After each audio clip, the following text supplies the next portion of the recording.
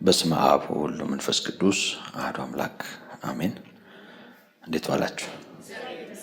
በምሕረት በጸጋው ይደግፈን እንደ ቸርነቱ ይህን ጊዜ የሰጠን አምላካችን በጌታችን በኢየሱስ ክርስቶስ የተመሰገነ ይሁን። እንደ ጌታ ምሕረት ቅዱስ ጳውሎስ የጻፈውን ለፊልጵስዩስ ሰዎች የተጻፈውን መልእክት ምዕራፍ 4ን መነሻ በማድረግ የጌታ መንፈስ በረዳን መጠን ቃሉን እንካፈላለን። እስከ ቁጥር 10 ያለውን እስከ ቁጥር 9 ያለውን አነበዋለሁ። ከመጀመሪያው ከቁጥር 1 ጀምሮ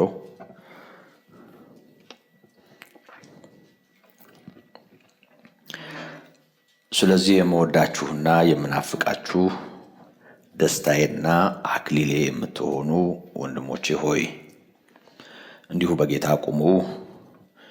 ወዳጆች ሆይ በአንድ ሐሳብ በጌታ እንዲስማሙ ኤዎድያንን እመክራለሁ፣ ሲንጤኪንም እመክራለሁ። አንተም ደግሞ በሥራዬ አብረህ የተጠመድህ እውነተኛ ሆይ እንድታግዛቸው እለምንሃለሁ። ስሞቻቸው በሕይወት መጽሐፍ ከተጻፉት ከቀለሚንጦስና ደግሞም ከኔ ጋር አብረው ከሰሩ ከሌሎች ጋር በወንጌል ከኔ ጋር አብረው ተጋድለዋልና ሁል ጊዜ በጌታ ደስ ይበላችሁ። ደግሜ እምላለሁ ደስ ይበላችሁ። ገርነታችሁ ለሰው ሁሉ ይታወቅ። ጌታ ቅርብ ነው። በነገር ሁሉ በጸሎትና በምልጃ ከምስጋና ጋር በእግዚአብሔር ዘንድ ልመናችሁን አስታውቁ እንጂ በአንዳች አትጨነቁ። አእምሮንም ሁሉ የሚያልፍ የእግዚአብሔር ሰላም ልባችሁንና ሐሳባችሁን በክርስቶስ ኢየሱስ ይጠብቃል። በቀረውስ ወንድሞች ሆይ እውነተኛ የሆነውን ነገር ሁሉ፣ ጭምትነት ያለበትን ነገር ሁሉ፣ ጽድቅ የሆነውን ነገር ሁሉ፣ ንጹሕ የሆነውን ነገር ሁሉ፣ ፍቅር ያለበትን ነገር ሁሉ፣ መልካም ወሬ ያለበትን ነገር ሁሉ፣ በጎነት ቢሆን ምስጋናም ቢሆን እነዚህን አስቡ። ከእኔ የተማራችሁትንና የተቀበላችሁትን የሰማችሁትንም ያያችሁትንም እነዚህን አድርጉ። የሰላም አምላክ ከእናንተ ጋር ይሆናል። ጸልያለን። የሰላም አምላክ አምላካችን ልዑል እግዚአብሔር የሕይወታችን ጌታ የፈጠርከን ልዑል ያበጃጀህን ቅዱስ ደግሞ በልጅህ ያዳንከን መድኃኒታችን ደግሞም ከክፉ ሁሉ የምትጠብቀን የምታድነን መንገዳችንን በጽድቅ መንገድ የምትመራ እረኛችን ደግሞም ያንተ የሆነውን የሰማይ የሆነውን እውነት በልባችን እያፈሰስክ በሰማያዊው ዕውቀትና ማስተዋል ልባችንን አእምሯችንን የምትደግፍ የምትጠግን አስተማሪያችን የሕይወታችን ሁሉ ባለቤት አንተ ነህ። እናከብረሃለን፣ እናመሰግንሃለን። ይህን ቅዱስ ቃል ገልጠናል። ጌታ ሆይ በዚህ ቃል ውስጥ ያስቀመጥከውን የዘላለም ምክር ወደ ልባችን እንድታፈስ እኛም እንድንመከርበት እንድንማርበት በነገር ሁሉ ጸጋ እንዲረዳን በጌታችን በኢየሱስ ክርስቶስ እንለምንሃለን።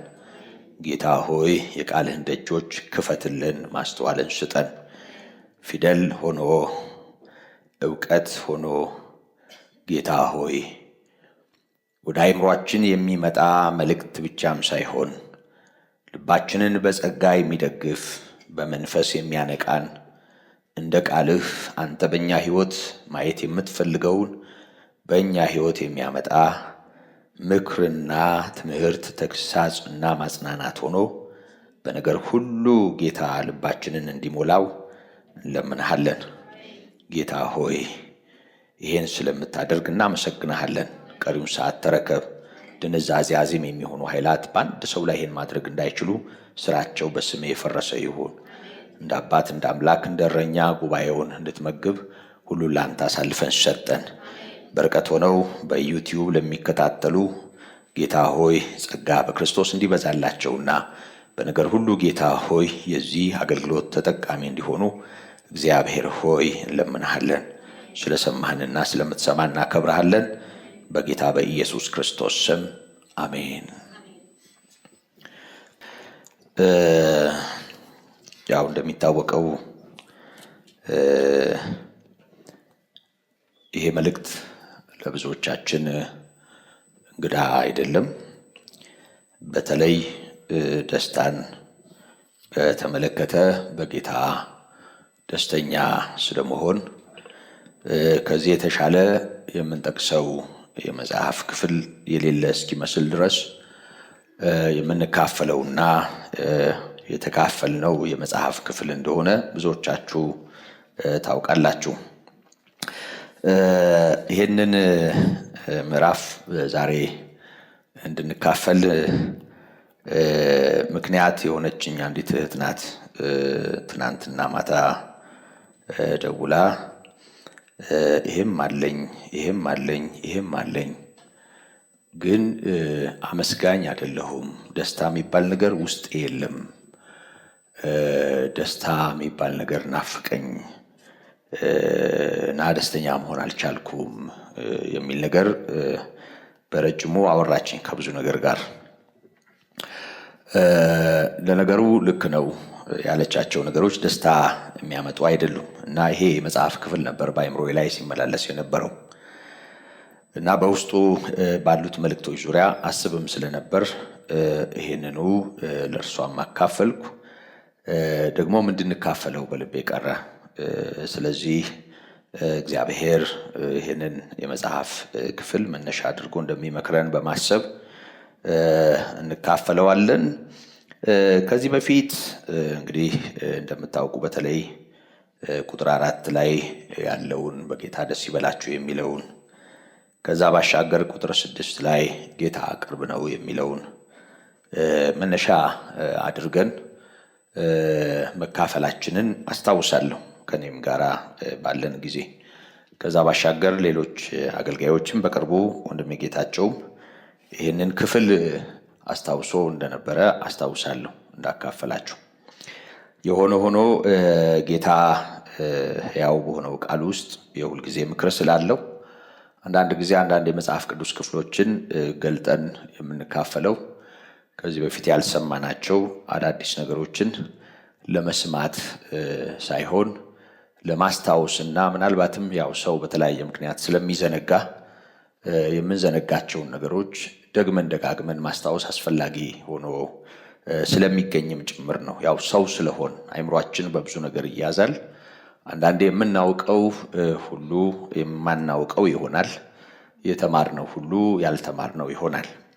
በተለይ ደግሞ በሕይወት ውስጥ በተለያየ ሰልፍ ውስጥ ስናልፍ ጨርሶ ላናስታውሳቸው የምንችላቸው ብዙ የነጠሩ ምክሮች ወደ ሕይወታችን ይመጣሉ እና ዞሮ ዞሮ ይሄንን የምናነበውና የምንማረው ይሄንን ለማወቅ ብቻ አይደለም። ይሄ መነሻ ይሁን እንጂ የዚህን ባለቤት እሱን ለመረዳትና እዚህ ውስጥ ያለውን ምክር ዕለት ዕለት ከምንኖረው ኑሮና ሕይወት ጋር አያይዘን እንድንጠቀምበት ነው። ስለዚህ ለጥቅማችን ነው የተጻፈው። ለትምህርታችን ብቻ አይደለም፣ ለጥቅማችን የተጻፈው። ለትምህርታችን ማለት ያው ለማወቅ ለማገናዘብ ነው። ግን አንዳንድ ጊዜ ዕውቀት እና ግንዛቤ ከነባራዊ ነገር ጋር ተያይዞ ካልጠቀመ ብዙ ትርፍ የለውም። ከዚህ በፊት ስናገረው ሰምታችሁኝ ሊሆን ይችላል። አንድ ወቅት በኢቲቪ ወይም በኢትዮጵያ ቴሌቪዥን ኢንተርቪው ይደረጉ የነበሩ አንድ የአዲስ አበባ ዩኒቨርሲቲ መምህር በስምም አስታውሳቸዋለሁ። ያሉት ነገር ውስጤ አለ። ምንድን ነው ያሉት? ኢትዮጵያ ውስጥ አሉ ምሁር የለም ያለው አልፋቤቲስት ነው አሉ። ባሉበት ሁኔታ ነው የምናገረው፣ ይቅርታ። ያው ሁልጊዜም ቢሆን አንጻራዊ ነው። እውቀትም አለም የለም የሚባልም ነገር፣ ጥሩም መጥፎም የሚባልም ነገር አንጻራዊ እንደሆነ ይታወቃል። እንደው ጨርሶ የተማረ የለም የሚማር የለም የሚለው ሐሳብ አይደለም ዋናው ሐሳቡ። ግን መልእክቱን ነው እኔ ያሰመርኩበት እና ምሁር የለም አልፋቤቲስት ነው ያለው አሉ እና ሲያብራሩ ሐሳባቸው ምን አሉ?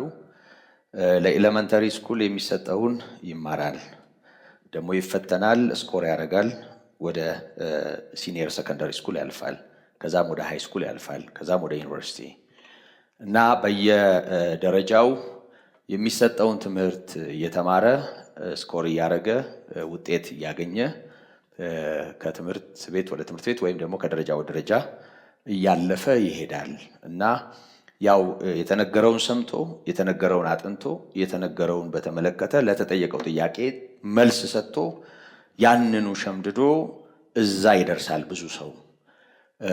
ይሄ አልፋቤቲስት ነው፣ ፊደላዊ፣ ፊደል የለቀመ የቆረጠመ ማለት ነው አሉ። ፊደላዊ ማለት ነው።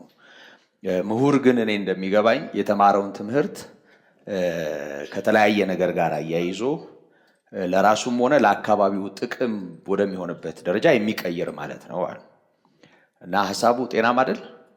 አዎ ጤናማ ነው። ፊደል ቆርጣሚ መሆን ብቻውን ምንም ትርጉም የለውም ማለት ሚንስ ሊሆን ይችላል፣ የተለያየ ነገር ለማድረግ እድል ሊሰጥ ይችላል፣ ምንም ጥርጥር የለውም። ካለማወቅ ማወቅ ነው የሚሻለው።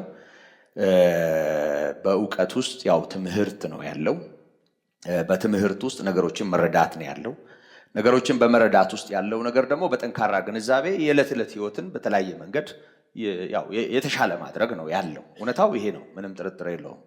ግን ያ እንዳለ ሆኖ አንዳንድ ጊዜ የምናጠራቅማቸው፣ የምንሸመድዳቸው፣ የምናጠናቸው አንዳንዴ ልባችንና አእምሯችን ላይ ብቻም ሳይሆን ማስታወሻችን ላይ የሚኖሩ ግን ወደ መሬት የተለያየ ነገር ሲመጣ ግን ጨርሶ አንድም ቀን የሰማን እስከማንመስል ድረስ የምንቸገርባቸው ሁኔታዎች አሉ። ያ የሚሆነው እንዲሁ ፊደሉ እኛ ውስጥ ሲኖር እሱም በአግባቡ ቢኖር ጥሩ ነበር።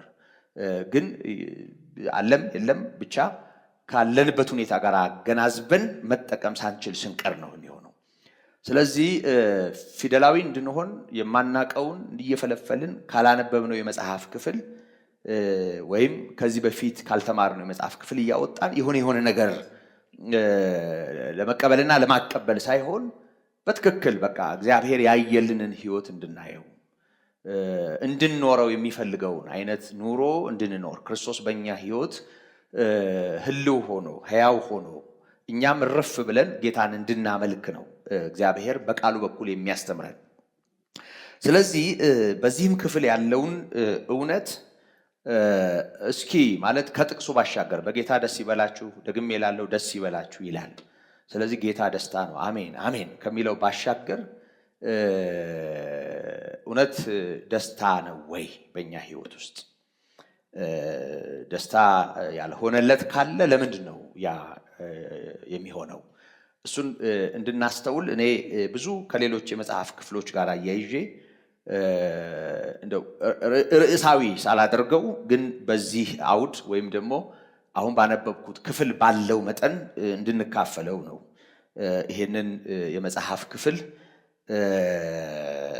ማስበው ወይም ደግሞ አሁን በልቤ ያለው ርዕስ ለምትይዙ ሰዎች ቁጥር 1 ላይ ያለውን ርዕስ ተለዋጭ ይሆንላችሁ ብዬ ነው።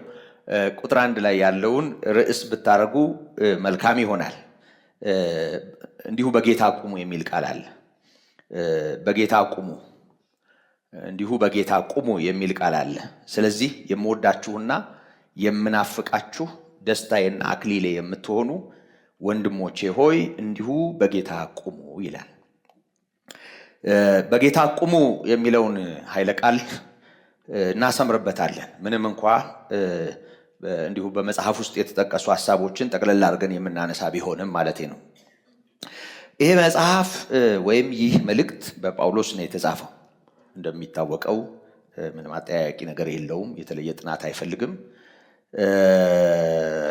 ይሄ መጽሐፍ የተጻፈበት ጊዜ 61 ወይም 62 ዓመተ ምህረት ሊሆን ይችላል ተብሎ ይገመታል። ብዙዎቹ 61 ዓመተ ምህረት ይመርጣሉ።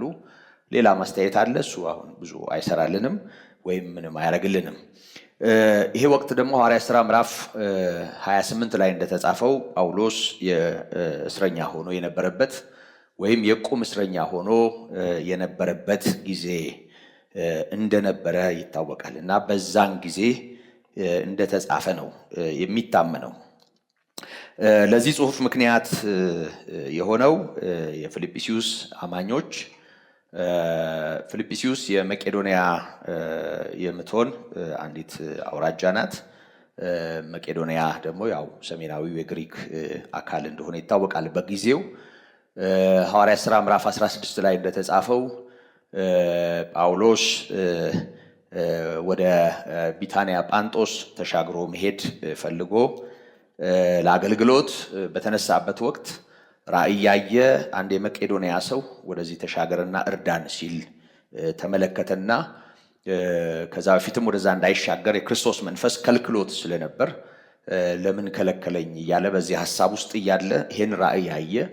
ስለዚህ ወንጌል ከታናሽ እስያ ወደ አውሮፓ እንዲሻገር ጌታ መፍቀዱ ገባው በዚህ እና ተሻገረ። በዚህ ሁኔታ ወንጌል ካገለገላቸው ወይም በክርስቶስ እውነት ከጠቀማቸው ሰዎች መካከል ናቸው እነዚህ ሰዎች እና ገንዘብ ሰብስበውለታል።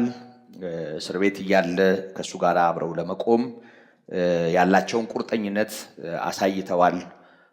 ያንን ገንዘብ ወደሱ ልከዋል።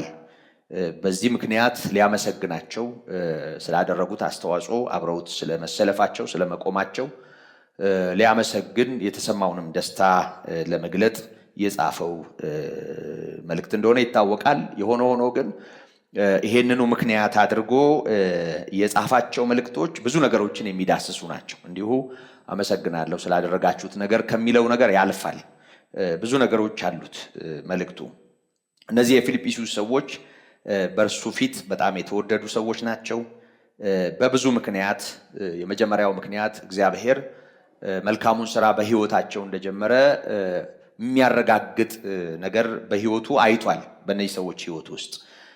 ስለዚህ በእናንተ መልካምን ስራ የጀመረ እግዚአብሔር እስከ ኢየሱስ ክርስቶስ ቀን ድረስ እንዲፈጽመው አውቃለሁ በማለት ስለነዚህ ሰዎች በጣም እንደሚጸልይላቸው ከዚህ በፊት ተካፍለነዋል። በተለይ ምዕራፍ 1 ከቁጥር 6 ጀምሮ ያለውን እስከ ቁጥር 11 ያለውን ከዚህ በፊት አንብበን ተካፍለነዋል እና እነዚህ ሰዎች እያደገ የሚበዛ ፍቅር እንዳላቸው ያውቃልና ይሄ እንዲበዛላቸው ይጸልያል። ቅኖች እንዲሆኑ፣ ለጌታ ቀን እንዲዘጋጁ፣ ያለ ነውር እንዲሆኑ፣ ፍቅራቸው በእውቀትና በማስተዋል እንዲሆን፣ እንዲሁ በደመነፍስ ሳይሆን የሚያደርጉትን ነገር በማስተዋልና በእውቀት እንዲያደርጉ ይመክራቸዋል።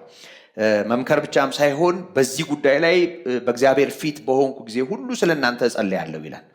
ታስታውሳላችሁ አንድ ጊዜ ይህንን የጳውሎስ መልእክት ስናጠና ቢሆንልኝ እኔ እንደሱ አስባለሁ ጌታ ቢረዳኝ ጸሎትን በተመለከተ ተከታታይ የሆነ ትምህርት አስባለሁ እና እሱን ሳስብ ደግሞ ውስጥ ያለው ምንድነው ጌታ ስለ ጸሎት ካስተማረው ትምህርት ተነስቶ በተለይ በጳውሎስ መልእክታትና በሌሎቹ መልእክታት ውስጥ ያሉ የቅዱሳን ወይም ደግሞ የጌታ ደቀ መዛሙርት የጸሎት ርዕስ ታውቁ የለም የጸሎት ርዕስ ምን እንደሚመስል እንደው ለቅሜ አውጥቼ በጸሎቶቻቸው ዙሪያ ብንማር ደስ ይለኛል። ጌታ ጊዜ ይሰጠናል፣ እሱን እንደምናደርግ አስባለሁ።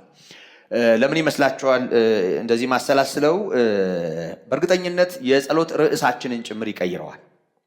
ብዙ ጊዜ የጸሎት ርዕሳችን እዚሁ ነው፣ ፊት ለፊት ነው። በቃ የዕለት ጉዳይ ነው የሚሆነው። ስለ ዕለት እንጀራ አይጸለይም እያልኩ አይደለም። ስለ ዕለት ጉዳይ አይለምንም እያልኩ አይደለም። ባለንበት ሁኔታ ዙሪያ ማለት መብት አይደለም እያልኩ አይደለም። ብዙ የጸሎት አጀንዳዎች ሊኖሩን ይችላሉ። ወደየትም መሄድ ስለማንችል ተስፋ የምናደርገው የምንታመነውን በሱ ስለሆነ በሱ ፊት ያለንን ሁሉ እንደ ልጆች ይዘን መቅረባችን ነውር የለው፣ ምንም ችግር የለው። ግን አንዳንድ ጊዜ እነዛ ጉዳዮች ትኩረታችንን ይይዛሉ፣ አይምሮአችንን ይይዙና በዋናው ነገር እንዳንደሰት ያደርጋሉ። የአንዳንድ ሰዎች ደስታ በሚረባ በማይረባ ሁኔታ የመነጠቁ ምክንያት እሱ ነው። ሰው ችግሩ ላይ አይምሮውን ፊክስ ካረገ ጉድለቱ ላይ ሐሳቡ ሁሉ ከሆነ ምንም ጥርጥር የለውም ሙላቱን አያየው። ሰይጣን ደግሞ እንደሱ ነው የሚሰራው። ታስታውሳላችሁ ኤደን ገነት የገባው ሰይጣን እዛ ሔዋንና አዳምን ለመፈተን ዘፍጥረት 3ን ስናነብ እንደምናስተውለው በገነት መካከል ካለው ከዛፍ ፍሬ እንዳትበሉ እግዚአብሔር አዟልን የሚል ጥያቄ ነው የጠየቀው። ጥያቄው ይኸውላችሁ ከተሰጣቸውና መብታቸው ከሆነው ሳይሆን ከተከለከሉትና ቢያደርጉት ዋጋ ከሚያስከፍላቸው ነገር ጋር ነው የተያያዘው። እርግጠኛ ነኝ እግዚአብሔር ምን አደረገላችሁ ብሏቸው ቢሆን ኖሮ ተናግረው ሳይጨርሱ ጠላት ብን ሊል ይችላል። ግን እንዳላቸው እንደተሰጣቸው እንደተፈቀደላቸው የሚያውቁት ነገር ላይ ትኩረት እንዳያደርጉ ነው ያደረጋቸው። ታውቃላችሁ አይደለ? ሺህ ጊዜ እንደው ብልህ ብንሆን ከሰይጣን በላይ አይምሯችን ሊሰላ አይችልም። በተንኮል የምትቀድሙት ይመስላችኋል? መጽሐፉ ተንኮለኛ ይለዋል። እባብ በተንኮሉ አለ ጳውሎስ ሔዋንን እንዳሳታት ሐሳባችሁ ተበላሽቶ ለክርስቶስ ከሚሆን ቅንነት እንዳትወጡ ብዬ እፈራለዋል። ሰይጣን የመጨረሻ ክፉ፣ የመጨረሻ አሳች፣ አጭበርባሪ፣ የመጨረሻ የሐሰት ምንጭ ነው እሱ። ጌታ ኢየሱስ እንደነገረን በእውነት አልቆምም፣ ሐሰትን ሲናገር ከራሱ አፍልቆ ይናገራልና እሱ የሐሰት አባት ነው ያለው። እና ማጭበርበር የሚባል ማታለል የሚባል ሐሰት የሚባል ነገር ሁሉ ምንጭ ነው ሰይጣን። ይኸውላችሁ ከጠላት ጋር ያለን ትግል በድል የሚጠናቀቀው በጌታ ተሸሽገን የእግዚአብሔር በሆነው ነገር ተሞልተን እንጂ በእኛ የሰላ አእምሮ አይደለም። ይሄ ይታወቃል። እና ይሄ ተንኮለኛ ፍጥረት ጉድለቷ ላይ ወይም ደግሞ አትብዬ የተባለችው ላይ ወይም ደግሞ የተከለከለችው ነገር ላይ ነው ትኩረታን ያደረገው። አዎ አትብሉ አትንኩት ብሎናል። ይሄን በለበላችሁ ቀን ሞትን ትሞታላችሁ ብሎናል። በቃ ቡና አጣጭ ያገኘች ትመስላለችና ዘና ብላ ይሄንን አወራቸው እና ቀስ ብሎ አይ ሞትንስ አትሞቱም ይሄን በበላችሁ ቀን እንደሱ እንደምትሆኑ ስለሚያውቅ ነው እንጂ ብሎ አይምሯ ላይ ልክ እንደ ትቢያ የሆነ ነገር ብን አድርጎ ዞራል። ከዛ በኋላ አይኗ ፈጠጠ። ያንን በጉጉት ማየት ጀመረች። ከዛ በኋላ ምንም ሌላ ነገር አላስፈለገም። እግሮቿ የራሷ እግሮች የራሷ እጆች አገለገሉ መላው ሰውነቷ። ምክንያቱም ሰው ሐሳቡ ከተያዘ መላው ማንነቱ እኮ ምንም አይደለም። እንደተሳቢ ቆጠሩት። የሰው ማንነት ያለው እዚህ ጋር ነው። የሰው ሐሳብ ከተያዘ ሰው ለተሸነፈለት ነገር ይላል ጴጥሮስ ተገዝቶ ባሪያ ነው ይላል። ሐሳባችንን ያገኘው ነገር አካላችንን ያገኘዋል። ልባችንን ያገኘው ነገር አካላችንን ያገኘዋል። ምንም ጥርጥር የለውም። ሰው ለሐሳቡ መጠንቀቅ ያለበት፣ ለሚሰማው ነገር መጠንቀቅ ያለበት፣ ለሚያውቀው ነገር መጠንቀቅ ያለበት የሰው ልጅ የሚያስበውን የሚያሰላስለውን ስለሚሆን ነው። ምንም ጥርጥር የለውም። ሐሳባችንን ያገኘው ነገር አካላችንን ያገኘዋል። ለዚህ የተለየ ፍልስፍና አያስፈልገውም። የሰው ልጅ ክብርም ያለው እዚህ ውስጥ እንደሆነ ይታወቃል።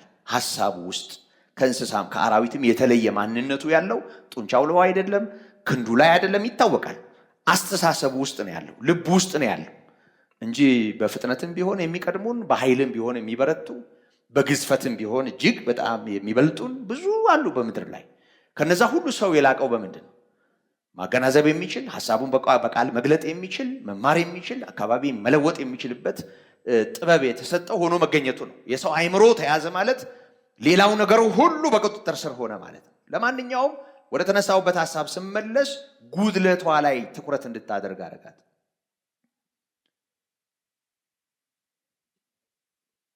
ስለዚህ ውጤቱ ምን እንደሆነም ታውቃላችሁ።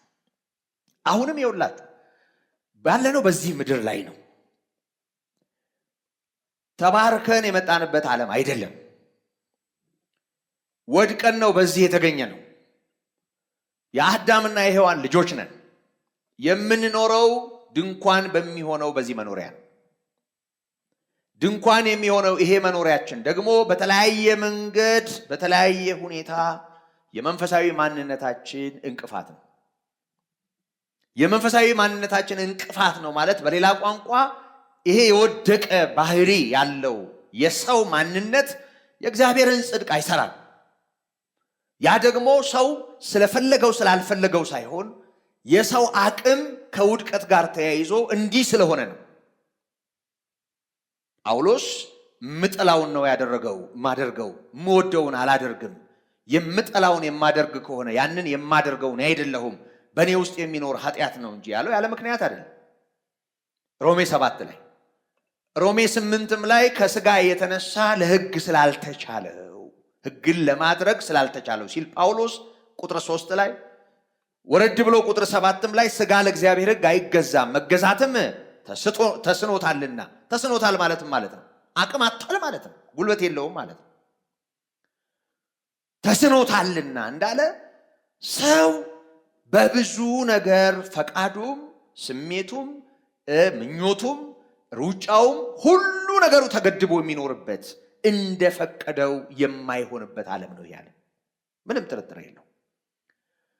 አንዳንድ ጊዜ አምነን እንዳላመነው፣ ክርስቲያን ሆነን ክርስቲያን እንዳልሆነው፣ ድነን እንዳልዳነው ወይም በጨለማ እንደሚኖረው በብዙ አይነት ነገር ውስጥ ልናልፍ እንችላለን። ያለነው እኩል የሰው ልጅ ሁሉ ወድቆ በሚኖርበት ዓለም ውስጥ ስለሚሆን ዮሐንስ ወንጌልን ስናጠና እንዳየነው ጌታ ኢየሱስ ክርስቶስ በእኔ ሳላችሁ ሰላም እንዲሆንላችሁ ይህንን ነግሬያችኋለሁ፣ በዓለም ሳላችሁ አለ። ቁጥር 33 ምዕራፍ 16 ዮሐንስ ወንጌል በቅርቡ ነው ያየነው። በዓለም ሳላችሁ መከራ አለባችሁ አለ። በዓለም መኖር በራሱ ምንም ጥርጥር የለውም መከራ ያለበት ዓለም ስለሆነ እናንተ ራሱ ምን ትሆናላችሁ ነው ቋንቋው፣ መከራ አለባችሁ ነው። ነገር ግን በእኔ ሳላችሁ ሰላም እንዲሆንላችሁ። አሁን ሰላም የሚባለው ሰላም በጌታችን በኢየሱስ ውስጥ ከመሆን ጋራ በጌታ ታምኖ ከመቆም ጋራ የተገናኘ ነው።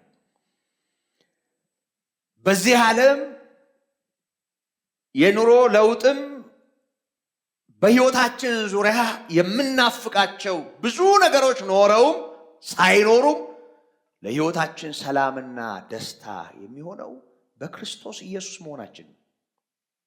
ምዕራፍ 14 ዮሐንስ ወንጌል ቁጥር 27 ላይ ሰላሜን እሰጣችኋለሁ አለ። ሰላሜንም እተውላችኋለሁ። እኔ የምሰጣችሁ ሰላም ዓለም እንደሚሰጠው አይደለም አለ። ስለዚህ ከዚህ የተነሳ የክርስቶስ ሰላም በእኛ ሕይወት ውስጥ መንፈሳዊ ቅኝት፣ ሰማያዊ ማስተዋል፣ በላይ ያለውን ማየት የሚባለው ነገር በጣም ወሳኝ ስለሆነ ቅድም ያነሳኋትን ነጥብ ቋጭቼ ወደ መልእክቴ ልመለስ። በእውነት የሐዋርያውንና የእሱን የመሳሰሉትን የሌሎቹን ደቀ መዛሙርት የጸሎት ርዕስ መርጦና ለይተን ማየት ብንችል በእርግጠኝነት ብዙ የጸሎት ርዕሳችን ይወድቃል። የጸሎት ርዕስ መውደቅ ብቻ አይደለም፣ በትክክል ሰላምና ደስታ የሚባለው ነገር ወደ ሕይወታችን ይመጣል። ምክንያቱም የሚበልጠውን ማየት እንችላለና። ሰይጣን እንድናየው የማይፈልገው የሃይማኖታችን ሐዋርያና ሊቀ ካህናት የሆነውን ኢየሱስን ተመልከቱ ሲል መጽሐፍ ምን ማለት ነው? የእምነታችን ራስና ፈጻሚውን እርሱን ተመልክተን በፊታችን ያለውን ሩጫ በትዕግስት እንሩጥ ሲል ምን ማለት ነው መጽሐፍ?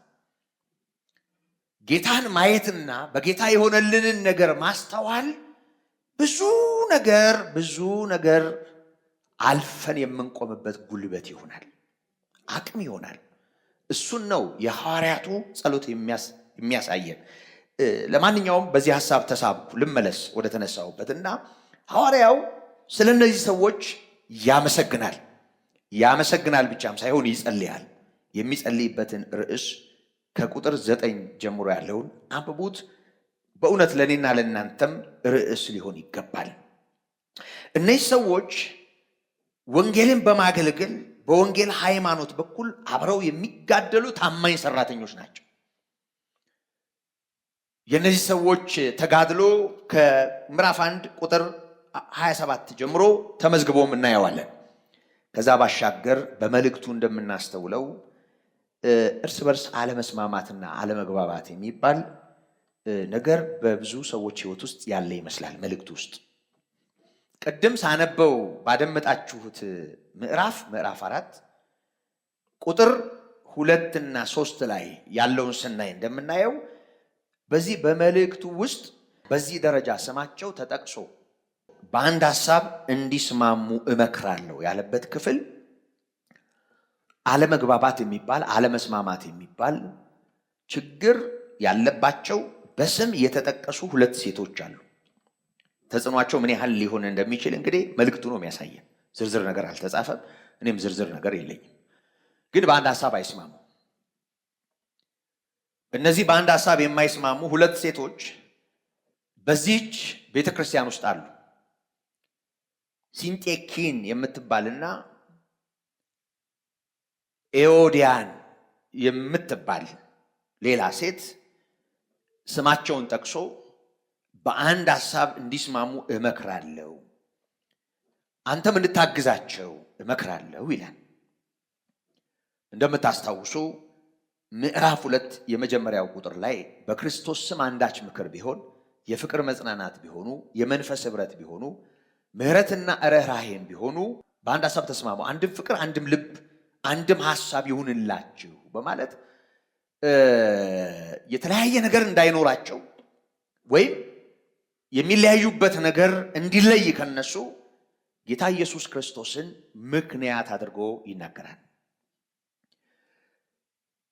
ጌታ ኢየሱስ ክርስቶስን ምሳሌ አድርጎ ካቀረበው ነገር እንደምንረዳው እርሱ ከሁሉ በላይ ሆኖ እያለ ከእግዚአብሔር ጋር መተካከልን እንኳ እንደ አለመነጠቅ ቆጥሮ ዝቅ ካለ በእናንተ ውስጥ ይሄ ሐሳብ ነው ሊኖር የሚገባው ነው መልእክቱ። ይሄን መልእክት ብዙ ጊዜ እናነሳዋለን። የተጻፈበት ዋና ምክንያት በቅዱሳን መካከል ያለ ምናልባትም ከእውቀት ጋር የተያዘ ሊሆን ይችላል። ከተለያየ ነገር ጋር ተያይዞ የሆነ ውድድር ያለ ይመስላል። በአንድ ሐሳብ ያለ መስማማት፣ ምናልባትም ወደ አንድ ሐሳብ የሚያመጡ ነገሮችን አለመፈለግም ይመስላል። ዝም ብሎ በበላይነት ሐሳብ የሚናቆሩ ይመስላሉ። ይሄን ደፍሬ የምናገረው ሐሳባቸው ነገራቸው አልተጻፈም፣ ግን መልእክቱ የሚያሳየው ይሄንን ነው። ጌታ ኢየሱስ ክርስቶስን ምሳሌ አድርጎ እሱ እኮ ከሁሉ በላይ ሆኖ ራሱን ዝቅ አድርጓል፣ ትሑት ሆኗል። ትሑታን ካልሆን የምንበልጥ እንደሆን የምናስብ ሰዎች ኢየሱስ ክርስቶስ በሕይወታችን ዋቤ ካልሆነ እንደሚታወቀው በተለይ መንፈሳዊ ዓለም ውስጥ አንዱ ችግር ዋናውን ነገር የሚያስጥለን አንዱ ችግር በእውቀት የተሻልን እንደሆን እየተሰማን በመጣ ቁጥር የምንንቃቸው ይብዛሉ። እውነት አይደለም? አዎ፣ ጳውሎስ እውቀት ያስታበያል አለ፣ ፍቅር ግን ጸጋን ይሰጣል። እውቀት በባህሪው የሚያስታብይ ነው። አንድ ሰው እያወቀ በመጣ ቁጥር የማያውቁ ሰዎች የማይገባቸውን ሰዎች ማለት ወይም ናቅ ማድረግ ወይም ደግሞ ሸንቆር ማድረግ ወይም ደግሞ አያውቁም የተባሉ ሰዎችን እንደማያውቁ ማሳየት እናውቃለን የሚሉ ሰዎች ባህሪ ነው። ምንም ማድረግ አይቻልም። የእውቀት ባህሪ ነው እሱ። በመሰረቱ እውቀት ያስታበያል ይላል መጽሐፉ። ቃል በቃል ያስታበያል ካለ ልባችንን ከፍ ያደርገዋል። ባወቅን ቁጥር እዩዋቸው። በጣም ብዙ ሰዎች ባወቁ ቁጥር ባነበቡ ቁጥር በቃ መዘርጠት፣ መንቀፍ፣ መሳደብ፣ አንድ አላዋቂ የሚያስቧቸውን ሰዎች ደንቆሮ ማለት፣ በጣም አዋርዶ ሌላውን አኮስሶ ሌላውን አዋቂነትን ለመግለጥ በቤት ውስጥ እንኳን ሰዎች የተሻለ መጽሐፍ የሚያነቡ ሰዎች የሚጸልዩ ሰዎች ከሚፈተኑባቸው ነገሮች አንዱ በቤታቸው መጽሐፍ ቅዱስ የማያውቁ ጨርሶ ለመንፈሳዊ ነገር ባዶ የሆኑ ሰዎች ካሉ ያንን በፍቅር ከማቅናት ይልቅ በቃ ዝም ብሎ ይሄ አግቧል አይደለ፣ ይሄ ሾርኔ የምንለው ወይም ደግሞ የአሽሙር የምንለው ጠቅ ማድረግ ይቀናዋል የሚያውቅ ሰው። ይኸውላችሁ ይሄን ተንፈስ የሚያደርገው ፍቅር ነው። እዩት፣ ከሁሉ በላይ አዋቂ የሆነውን ጌታ እዩት። ታላቅነትስ ቢሆን እንደሱ አለ ወይ? አለ ወይ እንደ ኢየሱስ? ዕውቀቱንስ በምንድን ነው የምትለኩት? ዕውቀቱንስ ቢሆን እንደ ኢየሱስ ክርስቶስ አለ ወይ? ማንም ስለማንም እንዲነግረው የማይፈልግ የሰውን የውስጥ የሚያውቅ ጌታ። አስቡት፣ ከሰው ጋር አብሮ የቆመበትን አብሮ የኖረበትን የህይወት መልክ አስቡት። ይሄንን ልዑል አስቡት። እንደውም እውነቴን ነው የምላችሁ፣ የእግዚአብሔር ቃል እንደሚነግረን ትክክለኛ መንፈሳዊ መልክ የት እንደሚኖር ታውቃላችሁ? እንደ ተሻልን ብናውቅም እንኳ እንደምንሻላቸው ለምናስባቸው ሰዎች ራሳችን ዝቅ ማድረግ መቻል። የክርስቶስ መልክ እሱ ነው። ትህትና ማለት እሱ አይደለም እንዴ? አይደለም? ትህትና ማለት ነው ራስን ዝቅ ማድረግ ማለት ነው። ራስን ዝቅ የምታደርገው ከማን ከሚበልጥህ ነው? ከሚበልጥህማ ወደድክም ጠላህም ዝቅ ያልክ ነህ። ምን ጥርጥር አለ? ሰው በስልጣን ከበለጠ አንተ ታች ነህ። በእውቀት ከበለጠ አንተ ታች ነህ። በእድሜም ከበለጠ አንተ ታች ነህ። በኑሮ ከበለጠ አንተ ታች ነህ። ታች ከሆንክ ታች ያለውን ሰውዬ ወደ ታችሁን አትለው። በቃ ታች ነዋ። ትህትና ማለት ሲጀመር ለሚበልጠን ሰው መሽቆጥቆጥ አይደለም። ለሚበልጠን ሰው መንቀጥቀጥም አይደለም። ለሚበልጠን ሰው የሚኖረን አክብሮትም አይደለም። ትህትና በምንም ምክንያት ሊሆን ይችላል እንደምንሻል እያወቅን በምንም ምክንያት ይሁን እንደተሻልንም ተሰምቶን ግን ዝቅ የምንልበት መንገድ ነው። ትህትና እሱ ነው። መጽሐፍ የሚነግረን እሱን ነው። ጌታ ኢየሱስን እኮ ከዚያ አኳያ ነው ያነሳው። እርሱ በእግዚአብሔር መልክ ሲኖር ሳለ ከእግዚአብሔር ጋር መተካከልን እንደ መቀማት አልቆጠረውም ማለት። በምስሉ እንደ ሰው ተገኝቶ ራሱን አዋረዳል፣ ለሞት ያውም ለመስቀል ሞት እንኳን የታዘዘ ሆነ። ይሄ የባሪያም መልክ የያዘው የናዝሬቱ ኢየሱስ በዚህ መጠን ራሱን ዝቅ አደረገ።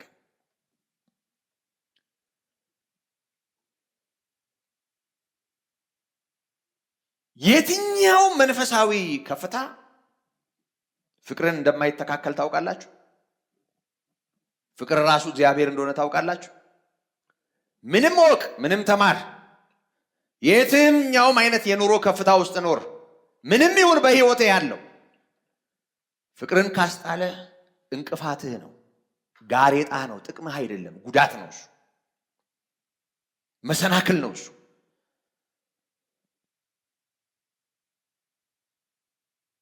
ምክንያቱም ጳውሎስ በአንደኛ ቆሮንቶስ ምዕራፍ 13 ላይ ዕውቀትን ሁሉ ባውቅ አለ።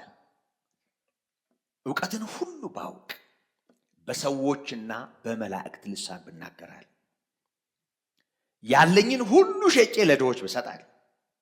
ቸርነት ነው። ዕውቀትን ሁሉ ማወቅ ሰው ይችላል? አይችልም። በተማርክበት ጊዜ ባጠፋህበት ትኩረት በሰጠህበት ጉዳይ አዋቂ ልትሆን ትችላለህ አይደለም? አዎ። እንደው በአንድ ነገር በጣም አዋቂ የሆንክ ስትመጣ በብዙ ነገር እንደው ባዶ ነህ። እውነት አይደለም ወይ? እውነት አይደለም? እውነት ነው። ይሄ እውነት ነው። ዕውቀትን ሁሉ ሰው ማወቅ አይችልም። በሆነ ነገር በጣም አዋቂ ብትሆን በሆነ ነገር ምንም ያልተማርክ ነህ።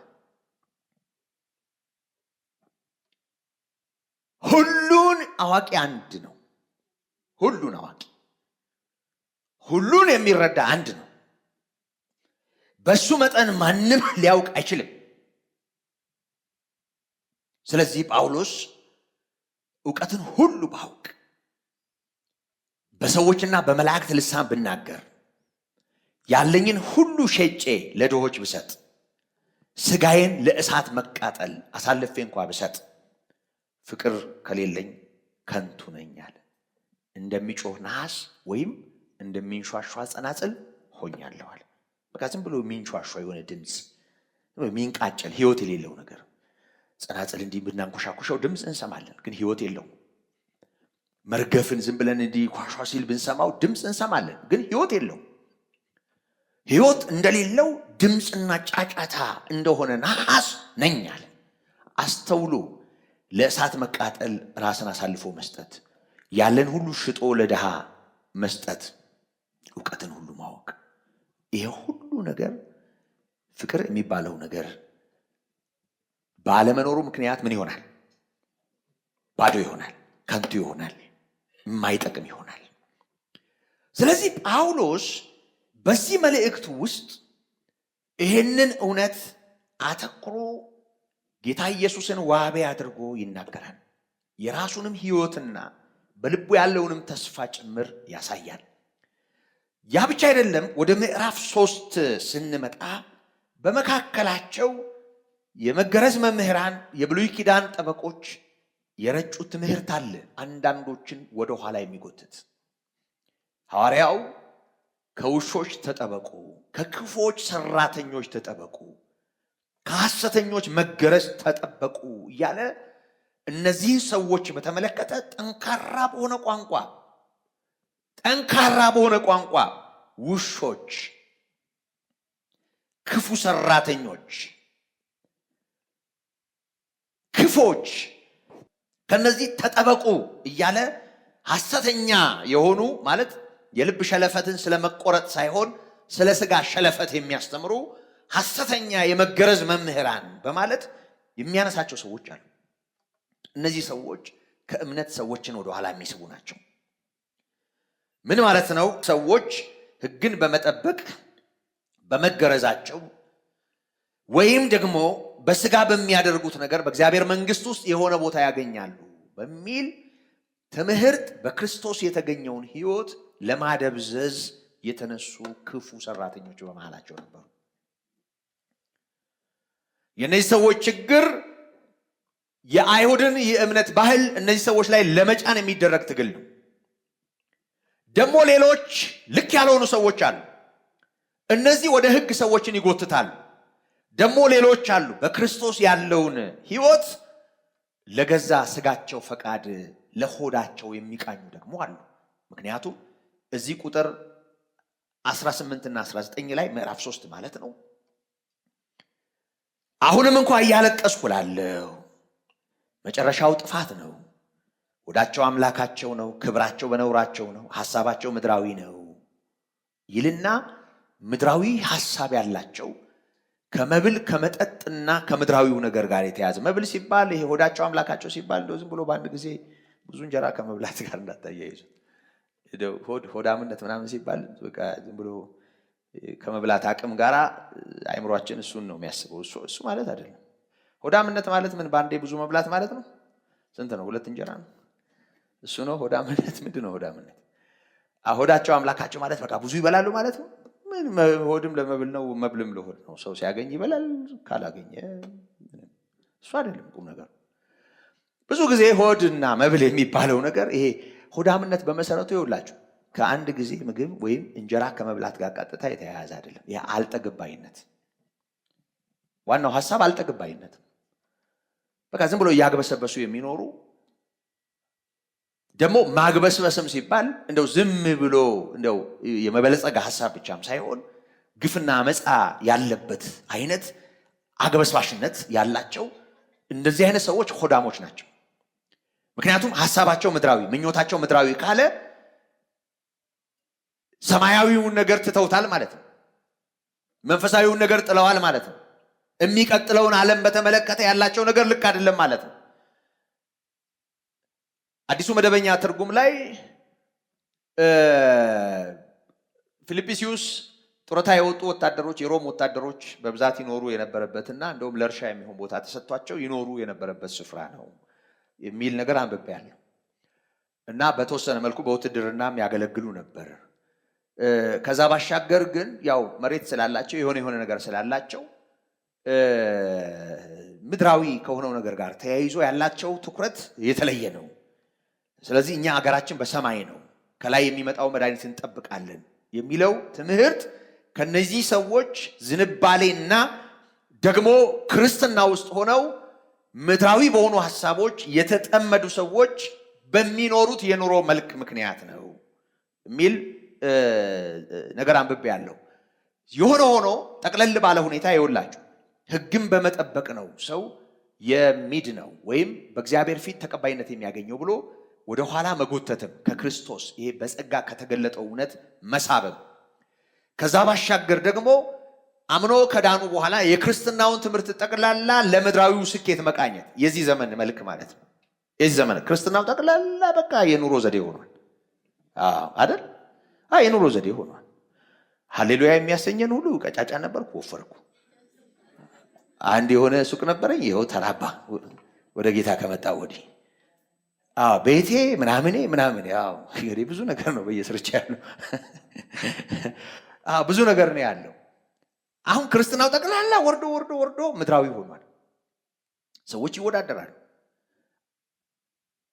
ምንም በዓለም ካሉት ያልተለየ የህይወት መስመር ውስጥ ነው ብዙ ሰው የሚኖረው። እንደውም ኩረጃው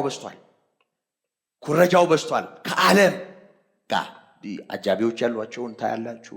ጃኬት እንኳን ለመልበስ እንደዚህ ብለው ሌላ የሚያጠልቅላቸውን ታያላችሁ። በጣም ዝግንን የሚል ማለት እኔ ምኑ ራሱ እንደዚህ እንደሚያጓጓም አይገባኝም። እንደዚህ መታጀብ ሞክረው እንዴ በእውነቴን ነው የምላቸው። እኔ እዳ ይመስለኛል። እኔ እዛ ውስጥ ያሉትም ሰዎች እንደው እግዚአብሔር እንደው በእውነት ያሳርፋቸው። እዛም ያሉት ማለት ነው እንዲህ ተጨንቀው በዚህ በጋርድ በምናምን እንዲህ ምናምን ብለው የሚሄዱትም ሰዎች በእውነት እኛ ውስጥ ያለውን ሰላም እግዚአብሔር ያጋባባቸው። እኔ የሚገባኝ እንደሱ ነው። እኔ በረፍት ነው የምኖረው። ክብሩ ይስፋ። እንዲህ በቃ በአገር ሰላም በቃ ምንም በሌለበት ሆቴል ውስጥ በቃ ወጠምሻ አስከትለው ሆቴል ውስጥ መቀለጃ አድርገውታል ክርስትናው። እንዲህ አይነት ሰዎች በጣም አደገኞች ናቸው። ችግሩ እንደዚህ ክርስትናው መቀለጃ ያደርጋሉ ብቻ አይደለም፣ መሰረታዊ የሆነውን የክርስቶስን እውነት የሚጋፋ ነገር ስላላቸው ውሾች ይላል ጳውሎስ፣ ወደ ጥፋታቸው የተመለሱ ወደ ተውት የቀደመ ነገር የተመለሱ። ውሻ ወደ ጥፋቱ እንደሚመለስ ይላል ጴጥሮስ ደግሞ። ውሻ ወደ ጥፋቱ ከውሻ ባህሪ መቼም በጣም የታወቀው ባህሪው የተፋውን ተመልሶ ይልሳል አይደል? አስቀያሚ ነገር ነው። እና ጴጥሮስ ውሻ ወደ ጥፋቱ እንደሚመለስ አለ። የታጠበች እሪያ በጭቃ ለመንከባለል እንደምትሄድ እንዲሁ እውነተኛ ምሳሌ ሆኖባቸዋል ይላል። ይህን ካለ በኋላ አውቀዋት ከተሰጠቻቸው ከቅድስት ትእዛዝ ከሚመለሱ ይልቅ የጽድቅን መንገድ ባላወቋት ነበር ይላል። አይሆንባችሁ ወገኖቼ፣ ከኢየሱስ ዞር ማለት አይሆንባችሁ። ይሄን ብርሃን አይቶ ወደ ጨለማ፣ ከሐዲስ ወደ ብሉይ ኪዳን፣ ከመንፈሳዊ ሸለፈት ግርዛት ምድራዊ የሆነውን ነገር ወደ ማሰብ፣ እሱ ሞት ነው አይገባንም እንጂ እንደ ውሻ ትፋት መላስ ነው እሱ። አውቀዋት ነው የሚለው ከተሰጠቻቸው ከቅድስት ትእዛዝ ከሚመለሱ ይልቅ የጽድቅን መንገድ ባላወቋት ነበራል። እነዚህ ሰዎች ቅዱስ ጳውሎስ የክርስቶስ መስቀል ጠላቶች ይላቸዋል። ቁጥር 17 ላይ ወንድሞች ሆይ እኔን የምትመስሉ ሁኑ ይላል ባጭሩ። እኛም እንደ ምሳሌ እንደምንሆንላችሁ እንዲሁ የሚመላለሱትን ተመልከቱ ይልና ቁጥር 18 ላይ ብዙዎች ለክርስቶስ መስቀል ጠላቶች ሆነው ይመላለሳሉና። ምን ማለት ነው? ለክርስቶስ መስቀል ጠላት መሆን ማለት መስቀሉን ዘቅዝቆ እንዲመሳለ ማለት ነው። ለመስቀሉ ጠላት መሆን ማለት መስቀሉን እሱን ረግጦ መሄድ ነው። እንደሱ ነው የሚገባን እኛ። የመስቀል ቅርጽ እንዲህ በግልባጩ መልእክት ሊኖረው ይችላል። ክርስቶስን የሚቃወሙ ሰዎች የተገለበጠ መስቀል እዚህ ጋር አንጠልጥለው ሲዘፍኑ ልናያቸው እንችላለን። የአምልኮ ስፍራቸው ላይ የተዘቀዘቀ መስቀልና መስቀል መንገድ ላይ ተደርጎ ወይ መሬት ላይ ተደርጎ ረግጠው ሲሄዱ እናያለን። ለነሱ ይብላኝላቸው እንደሚባለው ለነሱ ነው የሚታዘነው እንጂ መስቀል ላይ እኮ የወጣው ኢየሱስ በአብ ቀኝ ነው ያለው። ባናምነው የታመነ ሆኖ ይኖራል አለ ጳውሎስ። እሱ ራሱን ሊክድ አይችልምና እሱ አንድ ጊዜ ስለ ሁላችንም ዋጋ ከፍሎ አንድ ጊዜ እኛን ስለማጽደቅ ከሙታን ተነስቶ ዳግመኛ ላይዋረድ በክብር በአባቱ ቀኝ አለ። ጠላቶቹ የእግሮቹ መረገጫ እስኪሆኑ ድረስ ይጠብቃል። ቀን አለው በጽድቅና በፍርድ የሚገለጥበት። እሱን ብንሰድበው መስቀሉ እንዲህ ዘግዝቀን ብንስል ምላሳችንን ወደ ላይ ብናወጣ አፋችን በሱ ላይ ቢከፈት አንዳንዶች እንደሚያደርጉት እሱን የሚያዋርድ የሚመስል ነገር በማድረግ ቢታገሉ የሚሆን ይመስላችኋል? የክርስቶስ ጠላት የሚለው እውነት በደንብ አስተውሉ። የክርስቶስ ትምህርት ሲበረስ፣ የክርስቶስ ትምህርት በሌላ ሲደረት፣ የክርስቶስ ትምህርት መጣፊያ ሲበዛበት፣ ጥርት ባለመልኩ ሐዋርያት ከሰበኩት የተለየ ሲሆን ሰዎች ይመረዛሉ። ሰዎች ይበላሻሉ። ታስታውሳላችሁ ዮሐንስ 5 ላይ ጌታ ኢየሱስ ክርስቶስ እኔ ከሰው ምስክር አልቀበልም አለ። ከሰው የሚበልጥ ምስክር አለኝ አለ። ይሄን ካለ በኋላ ግን ይሄን የምላችሁ እናንተ እንድትድኑ ነው አለ። አሁን የዮሐንስም ምስክርነት የሌሎቹም የኢየሱስ ክርስቶስ ምስክሮች የሆኑ ምስክሮች ምስክርነት ፋይዳው ምንድነው? እኔም እየመሰከርኩ ነው፣ እናንተም ትመሰክራላችሁ። እግዚአብሔር የረዳቸው ሰዎች ስለ ኢየሱስ ያወራሉ፣ በአደባባይ በጓዳ በየስፍራው። አንዳንድ ጊዜ ትፋትና ድንጋይም እየተቀበሉ ቢሆኑ በየፌርማታው በየገበያው ኢየሱስ ያድናል የሚሉ ሰዎችን እናያለን። ይሄ ሁሉ ጌታ ኢየሱስን ለማክበር ይመስላችኋል? ሰዎችስ በክርስቶስ ላይ ጀርባቸውን ሲያዞሩ ጌታን አዋረዱት የሚል ቁጭት ነው እኛ ውስጥ የሚኖረው። ጌታ ይዋረዳል፣ ሰውም አላከበረውም፣ ሰውም አያዋርደውም። ታውቃላችሁ? አዎ፣ አንዴ አባቱ አክብሮታል። ዓለም ሳይፈጠር በነበረው ክብር ከብሯል። ወደ መጣበት በክብር ሄዷል። በአብ ቀኝ አለ። እሱ አምላክ ነው፣ እሱ ጌታ ነው። ትናንትናም ዛሬም እስከ ለዘላለም ያው ነው። እኛ ተሰብስበን ብንመሰክር ብንናገር ያንን እውነት የሚሰሙ ሰዎች ይድናሉ፣ ይጠቀማሉ እንጂ ኢየሱስ ክርስቶስን ከፍ አናድርገው። ጌታ እንደሱ ነው ያለው። እኔ ከሰው ምስክር አልቀበልም ግን እንድትድኑ ነው ሲል የኢየሱስ ክርስቶስ ወንጌል መሰበክ ያለበት ሰው እንዲድን ሰው እንዲጠቀም እንጂ ጌታ ኢየሱስ ክርስቶስን ከማክበር ጋር ተያይዞ አይደለም። ጌታን ሰው አያከብረውም ሰው። ይሄ በደንብ ማስተዋል ያለበት። ስለዚህ ሐዋርያው የመስቀሉ ጠላቶች የሚላቸው ጠላቶች የመገረዝ መምህራን ናቸው። የመስቀሉ ጠላቶች የሚላቸው ክርስቲያንን እያሉም ጭምር ምድራዊ ሐሳብና ሆዳም የሆነ አኗኗር ያላቸው ሰዎች ናቸው። እነዚህ የመስቀል ጠላቶች ናቸው። ጳውሎስ እያለቀስኩ ነው እምላችኋለሁ። እያለቀስኩ ማለት ምን ያህል ውስጡ በሁኔታው እንዳዘነ የሚያሳይ ነው። ታስታውሳላችሁ በሐዋርያት ሥራ ምዕራፍ 20 ላይ ጳውሎስ የኤፌሶንን ሽማግሌዎች ሰብስቦ ብዙ ከመከራቸው አብሮ ከጸለየ በኋላ ቁጥር 28 ላይ እንደተጻፈው እያለቀስኩ እላችኋለሁ አለ እኔ ከሄድኩ በኋላ አለ ለመንጋው የማይራሩ ክፉዎች ሾልከው እንዲገቡባችሁ አውቃለሁ፣ አንዳንዶችን ወደ ኋላ ይስባሉ አለ። ስለዚህ ለራሳችሁና ለመንጋው ተጠንቀቁ አለ። ስለዚህ ጥንቃቄ የሚያስፈልገው መንጋው እንዲጠቀም፣ እያንዳንዱ ሰው በግሉ ደግሞ ህይወቱን እንዳይከስር ራሱን እንዳያጣ እንጂ በጌታ ጉዳይ ላይ ከሆነ እኛ ደግፈን የምናቆመው ጌታ የለንም። በመፈክር የምናከብረው ጌታ የለንም። በእኔና በእናንተ ጭብጨባ የሚከብር ጌታ የለንም። ጌታ ኢየሱስ የከበረ ነው። ዓለም ሁሉ ፊቱን አዙሮበት እሱ እውነት ሆኖ ቀጥሏል። ሞትን ድል አድርጓል። ወደ አባቱ ሄዷል። በክብር አለ። የዕብራውያኑ ጸሐፊ እንደነገረን ምዕራፍ 10 ቁጥር 12 ላይ ጠላቶቹ የእግሮቹ መረገጫ እስኪሆኑ ድረስ ወደፊት ይጠብቃል። ስለዚህ ይሄ ጌታ ወገኖቼ በማንም ዝቅ ሊል አይችልም። ግን ሲከብር የሚጠቀሙ አሉ፣ ሲሰበክ የሚድኑ አሉ፣ በእውነት ስለሱ ሲወራ የሚያርፉ አሉ። ስለዚህ ወገኖቼ ይሄን ሁሉ ታሳቢ አድርገን ቅድም ያነበብኩትን ክፍል ደግመን ስንመለከተው ስለዚህ ይላል። ስለዚህ የምወዳችሁና የምናፍቃችሁ ደስታዬና አክሊሌ የምትሆኑ ወንድሞቼ ሆይ አለ እንዲሁ በጌታ ቁሙ አለ። ይወዳቸዋል ያወዳቸዋለሁ ይላል። ደግሞ በናፍቆት ያስባቸዋል። አብሯቸው ያሳለፈው ጊዜ አለ። እነሱን ያገለገለበት ወቅት ነበር። አሁን እስር ቤት ነው ያለው። በአይን ስለማይተያዩ መናፈቁ ምንም የተለየ ትርጉም አይፈልግም። እነዚህን ሰዎች ደስታዬና አክሊሌ ይላቸዋል። ደስታው ናቸው። ደስታው የሚሆኑት አብረውት ከሱ ጋር ቆመዋል፣ በጌታም ጸንተዋል።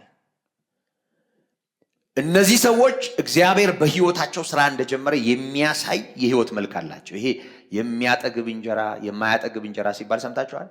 አዎ ያስታውቃል ሲባል ሰምታችኋል? ልክ እንደዚሁ ይሄ ህይወታቸው እነሱ ህይወት ውስጥ ያለውን የከበረ ነገር ያሳያል። ደስታው ናቸው። ወንጌልን በመስበክ አብረው ተጠምደዋል። ደስታው ናቸው። ደግሞ ያላቸውን አዋጥተው አብረውት ለመቆም ጥረት አድርገዋል። ይሄ ሁሉ ነገር በልቡ ያለውን ስፍራ ያሳያል። አክሊሌ የምትሆኑ ይላቸዋል። አክሊሌ ናችሁ ማለት ምን ማለት ይሆን? የሚሸለምባቸው በጌታችን በኢየሱስ ክርስቶስ ቀን የድካሙን፣ የአገልግሎቱን፣ የሩጫውን ምላሽ አግኝቶ በጌታ ፊት የክብር የሆነውን አክሊል የሚቀበልባቸው ሰዎች ናቸው። ነግራችሁ ከሆነ አንድ ጊዜ ከክፍለ ሀገር ሲመጣ አንድ ሰው አገልግሎ አንድ ሰው ወደ ጌታ ያመጣ አንድ አገልጋይ እንዲህ ሲል ሰማሁት። በጌታ ቀን አለ ጳውሎስ አለ ይመስለኛል እያለ ነው የተናገረው፣ የመሰለው ነው የነገረን። ጳውሎስ በጌታ ቀን በጌታችን በኢየሱስ ክርስቶስ አጠገብ ሆኖ የፊልጵስዩስ ሰዎች የሚል ይመስለኛል፣ ኤፌሶ፣ ገላትያ የሚል ይመስለኛል አለ። ምክንያቱም በእነዚህ ቦታዎች ላይ ደክሟል፣ አገልግሏል እና በሱ የወንጌል አገልግሎት ምክንያት የዳኑ ሰዎችን እያየ የሚል ይመስለኛል አለ እና እኔም በጌታ ቀን ሰላም የምለው አንድ ሰው አገኘዋል። ጌታ አንድ ሰው ሰጠኝ መንገድ ላይ በጌታ ቀን ሰላም የምለውን አንድ ሰው አገኘዋልና ማረሳው ጳውሎስም ሆነ ሌሎች እግዚአብሔር የረዳቸው ሰዎች የዳኑና በእነሱ አገልግሎት ወደ ብርሃን የመጡ ሰዎችን ሃይ እያሉ ሰላም እያሉ በጣም የምትወዷቸውንና ወንጌል የመንገር እድል ኖሯቸው ያልነገራቸዋቸው ሰዎች ዋይ ከሚሉት ወገን ሲሄዱ ብታዩ ምን ይሰማችሁ ይሆናል? ምክንያቱም በወንጌል ምስክርነት ውስጥ ሰዎች ይጠቀማሉ፣ ሰዎች ይድናሉ። ለዛ ደግሞ ጌታ ምላሽ አለው። ለእያንዳንዱ እንደ ስራው ይከፍላል። ጳውሎስ ይሄ ስለገባው የሚያገለግላቸው ሰዎች ዕዳዎቹ አይደሉም። ለእናንተ ደክሜ ለእናንተ ለፍቼ እያለ የሰራውን ስራ የደከመውን ድካም እያስታወሰ እየተቆጨም አይደለም የምናየው። ደስታዬ ናችሁ፣ አክሊሌ ናችሁ ሲል ነው የምናየው። እግዚአብሔር ይህን ጸጋ በእውነት ያብዛልን። ደስታ አንዱ ለሌላው ደግሞ የሽልማት ምክንያት፣ በጌታ ፊት የምስጋና ምክንያት። ይህን ነው የሚነግረን። ይህን ካለ በኋላ ሰላምታ ይመስላል ንግግሩ።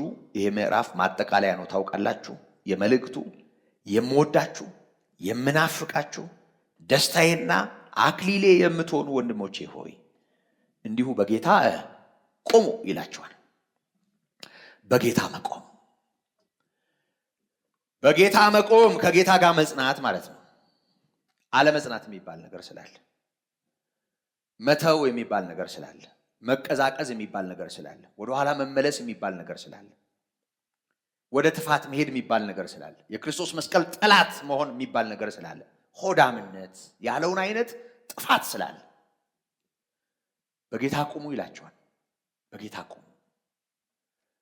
በጌታ መቆም ወገኖቼ የመጀመሪያው ነገር እግዚአብሔር በኢየሱስ ክርስቶስ ዋጋ መክፈል ውስጥ የሰጠንን ህይወት አጽንቶ መያዝ ነው። በጸጋ የተቀበልነው፣ በነፃ የተቀበልነው፣ በነፃ ነው የተቀበልነው። ጾምና ጸሎታችንን አንጨምርበት፣ ስግደትና ምጽዋታችንን አንጨምርበት፣ የአእምሮ ንቃታችንን አንጨምርበት። ይሄን ስላደረኩ ይሄ ሆነልኝ አንልበት። ለማይገባን ጠላቶቹ ለሆነው ለኛ እግዚአብሔር ያደረገልንን ምህረት በመስቀሉ ሥራ የተደረገልንን የኃጢአት ስርየት በማስተዋል በእምነት የእግዚአብሔር ልጅ በሆነው ክርስቶስ በሆነው በኢየሱስ መቆም ነው። በጌታ መቆም። ኢየሱስ እርሱ ክርስቶስ ነው። ኢየሱስ እርሱ የሕያው እግዚአብሔር ልጅ ነው። እኛን ስለማዳን የሰው ልጅ ሆኗል። እኛን ስለማዳን በመስቀል ላይ ተቸንክሯል። እኛን ስለማጽደቅ ከሙታን ተነስቷል። ይሄ ጥርት ያለ የወንጌል ምስክርነት በልባችን ሊጸና ይገባዋል። በተሳሳተ ትምህርትም በሌላ ፍልስፍናም በኑሮ ጠባይም በዕለት ከዕለት ህይወታችን ውስጥ ባለ እንቅፋትም መሸፈን የለበትም። ስለዚህ በጌታ ቆሙ። በጌታ መቆም በህይወታችን ውስጥ በጣም ወሳኝ ነገር ነው። ምክንያቱም በጌታ በመቆም ውስጥ ነው በጌታ ደስ መሰኘት ያለው። በደንብ አስተውሉ። በጌታ ደስ ይበላችሁ ማለት እሱን እያሰባችሁ ፈገግ በሉ ማለት ነው። ደስታ የሚለው ነገር ከሳቅ ጋር ተያይዞ አሁን የሳቅ ፌስቲቫል ሲያደርጉ አይታችኋል። ተሰብስበው ፍርፍር አንጀታቸው እስኪጣጠብ ድረስ አሮጊቱ ሽማግሌ ሁሉ መገልፈጥ ነው በደስታ ይመስላችኋል? ይሄ ማለት ነው። እሱንማ የሳቅ ንጉሥ የተባለውም ሰውዬ 30-40 ደቂቃ ያንፈራፍራል። እሱንማ አሪፍ አሪፍ ቀልድ ሰብስበህ ቤት ገብተህ በርህን ዘግተህ መሳቅ ትችላለህ። ሳቅ ነው እንዴ ደስታ ይመስላችኋል? ደስታ ከሚገለጥባቸው ነገሮች አንዱ ሊሆን ይችላል። ደስታ ማለት ግን ሳቅ አይደለም። ሳቅ የደስታ ምንጭ ነው ብለው የራሳቸውን ትርጉም የሰጡ ሰዎች አሉ። መጽሐፉ የሚለው እሱን አይደለም። መሳቅ ማለት በጌታ ደስተኛ መሆን ማለት ይሄ አሁን ያለውን የዓለም መልክ ክደህ በቃ የሆነ ነገር ሲሆን እያልክ ትኖራለህ። አታዝንም። የሚያሳዝን ነገር አይመጣም አንተ ውስጥ፣ የሚያስከፋ ነገር አይመጣም አንተ ውስጥ ማለት ነው ይመስላችኋል? ለምሳሌ ጳውሎስ ብዙ ጭንቀት የማያቋርጥ ሐዘን አለብኝ ስል እውነትን እናገራለሁ አልዋሽም አለ። ሕሊናዬ በመንፈስ ቅዱስ ይመሰክርልኛል። በስጋ ወገኖቼ ስለሆኑት ስለ አይሁድ አለ ሮሜ 9 ላይ ቤተሰቦቹን ሲያስብ ወገኖቹን ሲያስብ የተሰማው ሐዘንና ጭንቀት ነው፣ አልደበቀም። በጌታ ደስ ይበላችሁ ያለው ሐዋርያ ቤተሰቦቹን ሲያስብ ስለከበደው ጭንቀት እንዳለበት በእውነት ነገረን። እስራኤላዊ ናቸው፣ ልጅነትም ክብርም የነሱ ነው። ለዘላለም የተባረከው አምላክና አባት ከነሱ መጥቷል። አባቶች የነሱ ነበሩ። ግን ምን ያደርጋል? ይሄ ሁሉ እድል እያላቸው ኢየሱስ ክርስቶስን ሳቱት። ስለነዚህ ሰዎች ይጨንቀኛል። በጌታ ደስተኛ መሆን ማለት እንደው ዝም ብሎ በጌታ ደስተኛ ነኝ ደስተኛ መስሎ ለመታየት ምናምን ማለት አይደለም። ይኸውላችሁ በጌታ ደስተኛ መሆን ማለት ምንም በህይወታችን ዙሪያ ከባድ ነገር ቢኖር እንኳ እግዚአብሔር ያደረገልን ነገር የሚጠብቀን ነገር በልባችን ሚዛን ደፍቶ በተስፋ ቆመን መገኘታችን ነው። በጌታ ደስ መሰኘት። እየሰማችሁ ነው? በጌታ ደስ መሰኘት ማለት ዓለሙም ምኞቱም ያልፋል፣ ከፍታውም ዝቅታውም ያልፋል፣ ማግኘትም ማጣትም ያልፋል። በሕይወት ውስጥ ደስታ ይሰጣሉ ያልናቸው በጣም ብዙ ነገሮች ሳይኖሩ ሲቀሩ የሚናፈቁ ናቸው። ሲኖሩ ግን ያው ያላቸውና ደስ ያላላቸውን ሰዎች በማየት ውስጥ የምናየው ነው። ምንም ጥርጥር የለውም። ከፀሐይ በታች ሰው እንደ ሰው የሚናፍቃቸው የሚጠብቃቸው ቢሆኑ ደስ ይለኛል ብሎ የሚያስባቸው ብዙ ነገሮች ይኖራሉ። ግን ልንገራችሁ፣ እውነተኛው ደስታ እሱ ውስጥ አይደለም ያለው። እውነተኛው ደስታ ጌታ ኢየሱስ ነግሮናል። እኔ የምሰጣችሁ ሰላም ዓለም እንደሚሰጠው አይደለም አለ። አይደለም፣ ይለያል ነው። በዓለም ውስጥ ደስታ ምንድን ነው? ቅድም እንዳልነው ሳቅ። በዓለም ውስጥ ደስታ ምንድን ነው? የሚያስቁ ነገሮችን በዙሪያ አድርጎ መንተክተክ ሊሆን ይችላል። በዓለም ውስጥ ደስታ ምንድን ነው? እየበሉ እየጠጡ እየጨፈሩ እየዘለሉ የሆነ ደስ የሚያሰኝ ነገር እንደተደረገላቸው አስበው ሰዎች መቦረቃቸው ሊሆን ይችላል። ልክ ነው። ዓለም ውስጥ ደስታ የለም እንዴ? አለኩ አለኩ። አይዘልቅም እንጂ ቋሚ አይደለም እንጂ የዘላለም አይደለም እንጂ አለ እንዴ። ምንም ስለሌለበት ነው እንዴ የሁሉ ሰው የሚቀመው? የለበትም።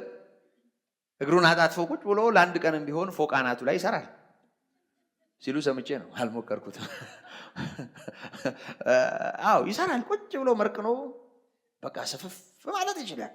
በቃ መሳፍ ደግሞ ቀብራሮችን ታያቸው የለግጥም አድርገው ጠጥተው ይሉኝታ የለም እኔ ላይ እየተለፋደዱ በቃ የሚሄዱ ሰዎች አሉ። እዛም ውስጥ አይከርምም እንጂ ጸጸት ይዞ ይመጣል እንጂ ዝሙትና እርኩሰትም ውስጥ አይቀጥልም። ሲነጋ አይኖርም። ሰው ከትክክለኛው ሐሳቡ ጋር ሲገናኝ አይኖርም፣ ይተናል እንጂ ዝሙትም ቢሆን መዳራትም ቢሆን፣ ስካርም ቢሆን፣ መጠጥም ቢሆን፣ ስልጣንም ቢሆን፣ ክብርም ቢሆን፣ ገንዘብም ቢሆን ምንም ነገር ከፀሐይ በታች የየራሱ የሆነ ደስታ አለው። ግን ጌታ ኢየሱስ እኮ ያለን እኔ የምሰጣችሁ ዓለም እንደሚሰጥ አይደለም። ይለያል። አዎ። በምን አወቃችሁት? ይዋቸዋ በነ ጴጥሮስ ሕይወት ውስጥ ይሁት ጴጥሮስን የመሰለ ገርጋራ ሰው፣ ምስኪን ሰው፣ በአንዲት ገረድ ፊት ጌታ ኢየሱስን ሽምጥጥ አድርጎ የካደ ሰው ሰንሰለት ተንተርሶ ሲያንኮራፋ ጸጥ ብሎ ሲተኛ እዩት። ጳውሎስና ሲላስን ያዋቸው ከግንድ ጋር ተጠርቀው ታስረው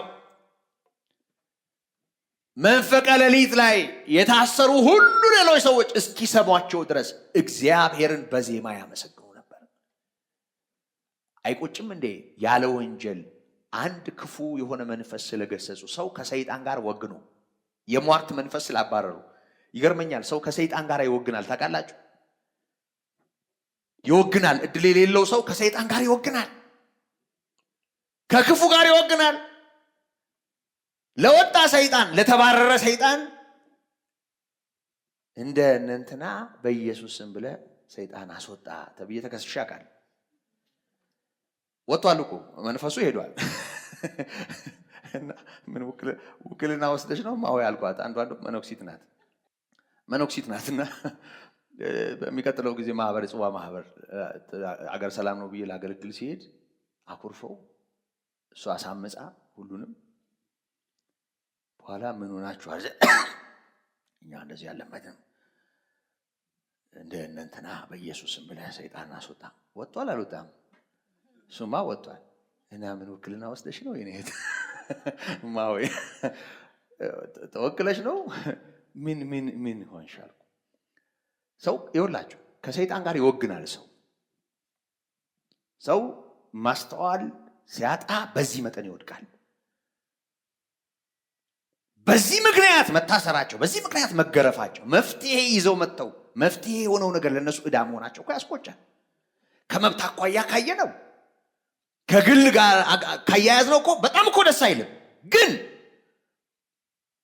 አያችሁ ውስጣቸው ያለው ሰላም ጌታ ኢየሱስ ክርስቶስን በማገልገላቸው የጨለማውን ስልጣን በዚህ መንገድ በመቃወማቸው ክርስቶስ በልባቸው በያዘው ስፍራ ባላቸው ተስፋ እግዚአብሔርን ያከብሩ ነበር። ለሌላ ሰው መዳን ምክንያት ሆኑ። በማመስገን በጌታ መቆም ማለት ወገኖቼ ኢየሱስ ክርስቶስን ትኩር ብሎ በማየት በሱ ባለው ሕይወት ተጽናንቶ መበርታት ማለት ነው። በአንድ ሐሳብ በጌታ እንዲስማሙ ኤዎድያንን እመክራለሁ፣ ሲንጤኪንንም እመክራለሁ። አንተም ደግሞ በስራዬ አብረህ የተጠመድህ ይለዋል። እውነተኛ ሆይ እንድታግዛቸው እለምንሃለሁ። ስሞቻቸው በሕይወት መጽሐፍ ከተጻፉት ከቀለመንጦስና ደግሞም ከኔ ጋር አብረው ከሰሩት ከሌሎች ጋር በወንጌል ከኔ ጋር አብረው ተጋድለዋልና። ቀለሚንጦስ ስሙ እዚህ ቦታ ብቻ ነው የተጻፈው። ዝርዝር ነገር አልተነገረንም ስለሱ። ግን ጠቅለል ባለ ሁኔታ ስሞቻቸው በሕይወት መጽሐፍ የተጻፉ ይላል። እየሰማችሁ ነው? በሕይወት መጽሐፍ መጽሐፍ፣ በሕይወት መጽሐፍ መጽሐፍ፣ ከሚድኑት ጋር መደርደር። እየሰማችሁ ነው? በሕይወት መጽሐፍ መጽሐፍ የኔና የናንተ የደስታ ማዕከል መሆን አለበት። ታስታውሳላችሁ? ጌታ ደቀ መዛሙርቱን ላካቸው። ሄዱ፣ ምንም ነገር እንዳይዙ አዟቸዋል። ባገኙበት ሰላም እንዲሉ፣ የሰላም ሰው ቢገኝ ሰላማቸው እንዲያድርበት፣ ያገኙትን እንዲመገቡ ጌታ በተግባር የእሱን አብሮነት እንዲለማመዱ ላካቸው እና ተመልሰው ሲመጡ ደስ ብሏቸው እየቦረቁ ነው የመጡት። ጌታ ሆይ በስምህ አጋንንት እንኳ ተገዝተውልናል። በመሰረቱ ለማያስተውል ሰው ሰይጣን ወጣው አልችልም ሲል ማየት ደስ ይላል። ሰይጣን ሲያለቅስ ማየት ደስ አይልም? አይመስላችሁም? ነው ደስ አይላችሁ? ትፈራላችሁ መሰለኝ አንዳንዶቻችሁ። አዎ በተለይ በቃ ብን ሲል በቃ ራሳችን እንጂ እንላለን። የበቃን ይመስለናል። የሆነ በቃ የተለየን ይመስለናል። ካላስተዋል ሰይጣን እንደሱ ነው ብዙ ሰዎች ላይ እየቀለደ ያለው። የኛም ይመስለናል። ሲጀመር ይውላችሁ ሰይጣን ድል የሚነሳው የኢየሱስ ስም እንጂ አንተ አቅም አይደለም። ምንም ጥርጥር የለውም። አሁን ስለሱ ብዙ አልላችሁ። የሆነ ሆኖ ደስታቸው የት ቦታ እንደነበረ እዩት። ጌታ ኢየሱስ ልኳቸዋል። እንዳለው ባዷቸውን ሄደው ምንም እንዳልጎደለባቸው እንዲያረጋግጡ ነው የፈለገው፣ በተግባር እንዲማሩ። ግን ሲመጡ ምንድን ያሉት? ጌታ ሆይ በስምህ አጋንንትስ እንኳ ተገዝተውልናል ማለት ሌላውም ሆኗል፣ ይሄም እንኳ ሆኗል ማለት ነው። ለዚህ ጉዳይ የሰጡትን ቦታ እዩ። ጌታ ኢየሱስ ያላቸው ምንድን ነው? አጋንንት ስለተገዙላችሁ ደስ አይበላችሁ እና ስማችሁ በሕይወት መጽሐፍ ስለተጻፈ። በሕይወት መጽሐፍ መጻፍ በሰበካ ጉባኤ ካርድ እንዳይመስልህ፣ በድርና በቁብ እንዳይመስልህ፣ በትምህርት ቤት እንዳይመስልህ፣ በሰማይ በሕይወት መጽሐፍ። በሕይወት መጽሐፍ መጻፍና አለመጻፍ ምን ማለት እንደሆነ ራእይ 20 ተመልከቱ ከቁጥር 11 ጀምሮ። በሕይወት መጽሐፍ ተጽፎ ያልተገኘውን እንዴት ባለ ቅጣት እንደሚያስወግደው ተጽፏል። በሕይወት መጽሐፍ መጻፍ ሕይወት የሆነውን በመቀበል ክርስቶስ የሆነውን የእግዚአብሔር ልጅ በማመን ሕያው ነው የሚል መዝገብ ላይ መስፈር። ወገኖቼ ይሄ የደስታ ምንጭ ሊሆነን ይገባል። እየሰማችሁ ነው? በሕይወት መጽሐፍ ተጽፋችኋል። እየሰማችሁ ነው? በክርስቶስ የምታምኑ ሰዎች እየሰማችሁ ነው? በሕይወት መጽሐፍ እነዚህ ሰዎች ወንጌልን ሰርተዋል። አብረው በሕይወት መጽሐፍ ከተጻፉት በስም ከጠቀሳቸው ካልጠቀሳቸው ጋር አብረው ግን ደግሞ አይስማሙ። ደግሞ ችግር አለባቸው። አግዟቸው። ምንድነው ይሄ ያለመስማማት? ሕይወትን የሚያህል የከበረ ነገር ተካፍሎ እጅግ የከበረ ነገር ይዞ ዝም ብሎ መናቆር ምን ማለት ነው? መናከስ ምን ማለት ነው? አግዛቸው። እኔም እመክራለሁ በአንድ ሀሳብ እንዲስማሙ። እንዲህ አይነቱ ነገር አይገባም እያለ ነው ሐዋርያ። ወገኖች በደንብ አድርጋችሁ ስሙ። አንዳንድ ጊዜ በሕይወታችን ውስጥ አንዳንድ ጊዜ እንደውም የምለው እንደው አምልጦኝ ነው መሰለኝ። አንዳንዴም አይደለም ብዙ ጊዜ ማለት ይቻላል። ብዙ ጊዜ ይኸውላችሁ በትልቁ ነገር ደስ ብሎን በሚበልጠው ነገር ተግባብተን ሕይወት በሆነው ተግባብተን እጅግ በላቀው ተግባብተን ከዛ በታች በሆኑ ነገሮች መግባባት ያቅተናል። አንዳንዴ ዝቅ ማለት ትሁት መሆን ስለሚያቅተን ሐሳባችን መብለጥ እንዳለበት የኛ ነገር መብለጥ እንዳለበት ስለምናስብ እልህ ስለምንጋባ ስጋን ከክፉ መሻቱ ጋር ስለማንሰቅለው እኔነት ስላለ የበላይነት ውስጣችን ስላለ አሸናፊነት ውስጣችን ስላለ ስለማንሸነፍ ቅድም ምዕራፍ 2 አስታውሻችኋለሁ። ኢየሱስ ክርስቶስን ምክንያት አድርጎ በአንድ ሐሳብ ተስማሙ ሲል ነውርን ንቆ መከራን በመስቀል የታገሰው ጌታ ምን ያህል ዝቅ እንዳለ አሳይቶ ነው። ይህንን ሕይወት መለማመድ ካልቻልን ይኸውላችሁ በሞቱ ከጨለማው ስልጣን እንደዳንን በሕይወቱ ደግሞ ከዚህ ክፉ ዓለም እንደምንድን አውቀን የሕይወቱን ፍለጋ ካልተከተልን ይኸውላችሁ ምንፈልገው ሰላምና ምንፈልገው ደስታ ሩቅ ይሆናል። በደንብ እናስተውል። በሕይወት መጽሐፍ መጻፍ የምስጋና ርዕስ ነው። በጌታ መቆም መሰረታዊ ነገር ነው። በጌታ የቆመ ሰው ደግሞ የጌታ በሆነው ትምህርትና ጤናማ ሕይወት እግዚአብሔርን በመፍራትና በማክበር መመላለስንም በዚሁ መጠን ማሰብ አለበት። በደንብ ስሙኝ። ቀጣዩን ላንብበው ጠቅለል ባለ ሁኔታ። እዛ ጋ ጊዜ ስላጠፋው እዚህ ጋር ብዙ ጊዜ መውሰድ አልቻልኩም፣ ይቅርታ። ሁልጊዜ በጌታ ደስ ይበላችሁ አለ። ደግሜ እምላለሁ ደስ ይበላችሁ። ገርነታችሁ ለሰው ሁሉ ይታወቅ። ገር ማለት ምን ማለት ነው? የዋህ ገር ማለት ምን ማለት ነው? ግልጽ ነው ቋንቋ በቋንቋ ደረጃ አይደል? የዋህ ገር ማለት ይሄ ግትር ያልሆነ በመሰረቱ የሚገራ እንደማለት ነው። ገር ማለት አንዳንድ ጊዜ ፍሌክሲብል የሆነ ለጤናማ ነገር ገራም የሆነ የሚታዘዝ ምቹ ጥሩ ቋንቋ ነው ማለት ነው። በግትርነታችሁ፣ በእልህኝነታችሁ፣ በአመፀኝነታችሁ፣ በኃይለኝነታችሁ አትታወቁ። ልክ አይደለም። በጣም ብዙ ሰው ወደ ወንጌልም እውነት ከመጣ በኋላ በዚያው ከእናት ከአባቱ ይዞት በመጣው አያቴም እንዲህ ነበሩ፣ እናቴም እንደዚህ ነበረች አለ መዓት አርበኛ እዚህ ጭንቅላቱ ላይ ተሸክሞ ነው ጌታ የሚከተለው።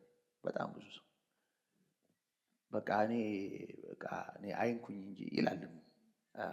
የብዙ ሰው የመለዋወሻ ይመስለኛል። በቃ እኔ ሰው አልነካም ይላሉ። ደግሞ በቃ እኔ ሰው ጋር አልደርስም፣ ከደረሱብኝ ግን ሰይጣን ነኝ ይላሉ አንዳንዶች። ልክ ናቸው። ሰይጣን ነኝ ይላሉ አንዳንዶች። በጣም ብዙ ሰው ይኸውላችሁ ራሱን ይሄን ጥሬ ስጋ ይሄንን አመፃ የሞላበት ትዕቢት የሞላበት ማንነት ይዞ ነው ጌታን የሚያመልከው። እንዲህ መሸነፍ አይችልም፣ መገራት አይችልም፣ ዝቅ ማለት አይችልም።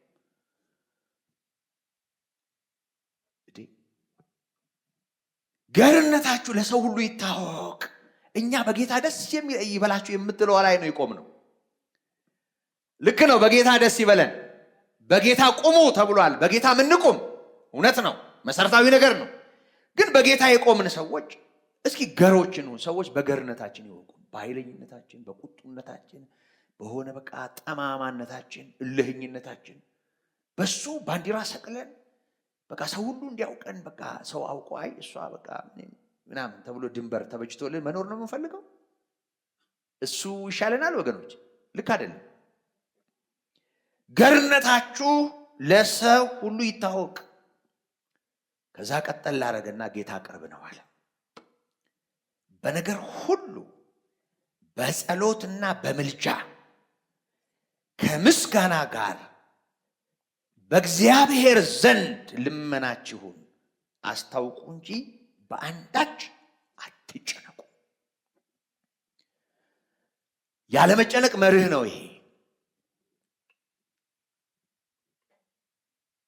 አዲሱ መደበኛ ትርጉም ላይ ጭንቀት ማርከሻ ነው ይሄ ይለዋል። ጥሩ ነው ቋንቋ። ጭንቀት ማርከሻ። ያለመጨነቅ መርሁ ወገኖቼ ይኸውላችሁ ዝም ብሎ በቃ አልጨነቅም የሚል መፈክር አይደለም። ያለመጨነቅ መርሁን እዩት። አንደኛ ጌታ ቅርብ ነው። ጌታ ቅርብ ነው በሉ። ለሁላችን ለውስጣችን ጌታ ቅርብ ነው በሉ። ቅርብ ነው ጌታ። ቅርብ ነው ጌታ። ቅርብ ነው ወገኖች።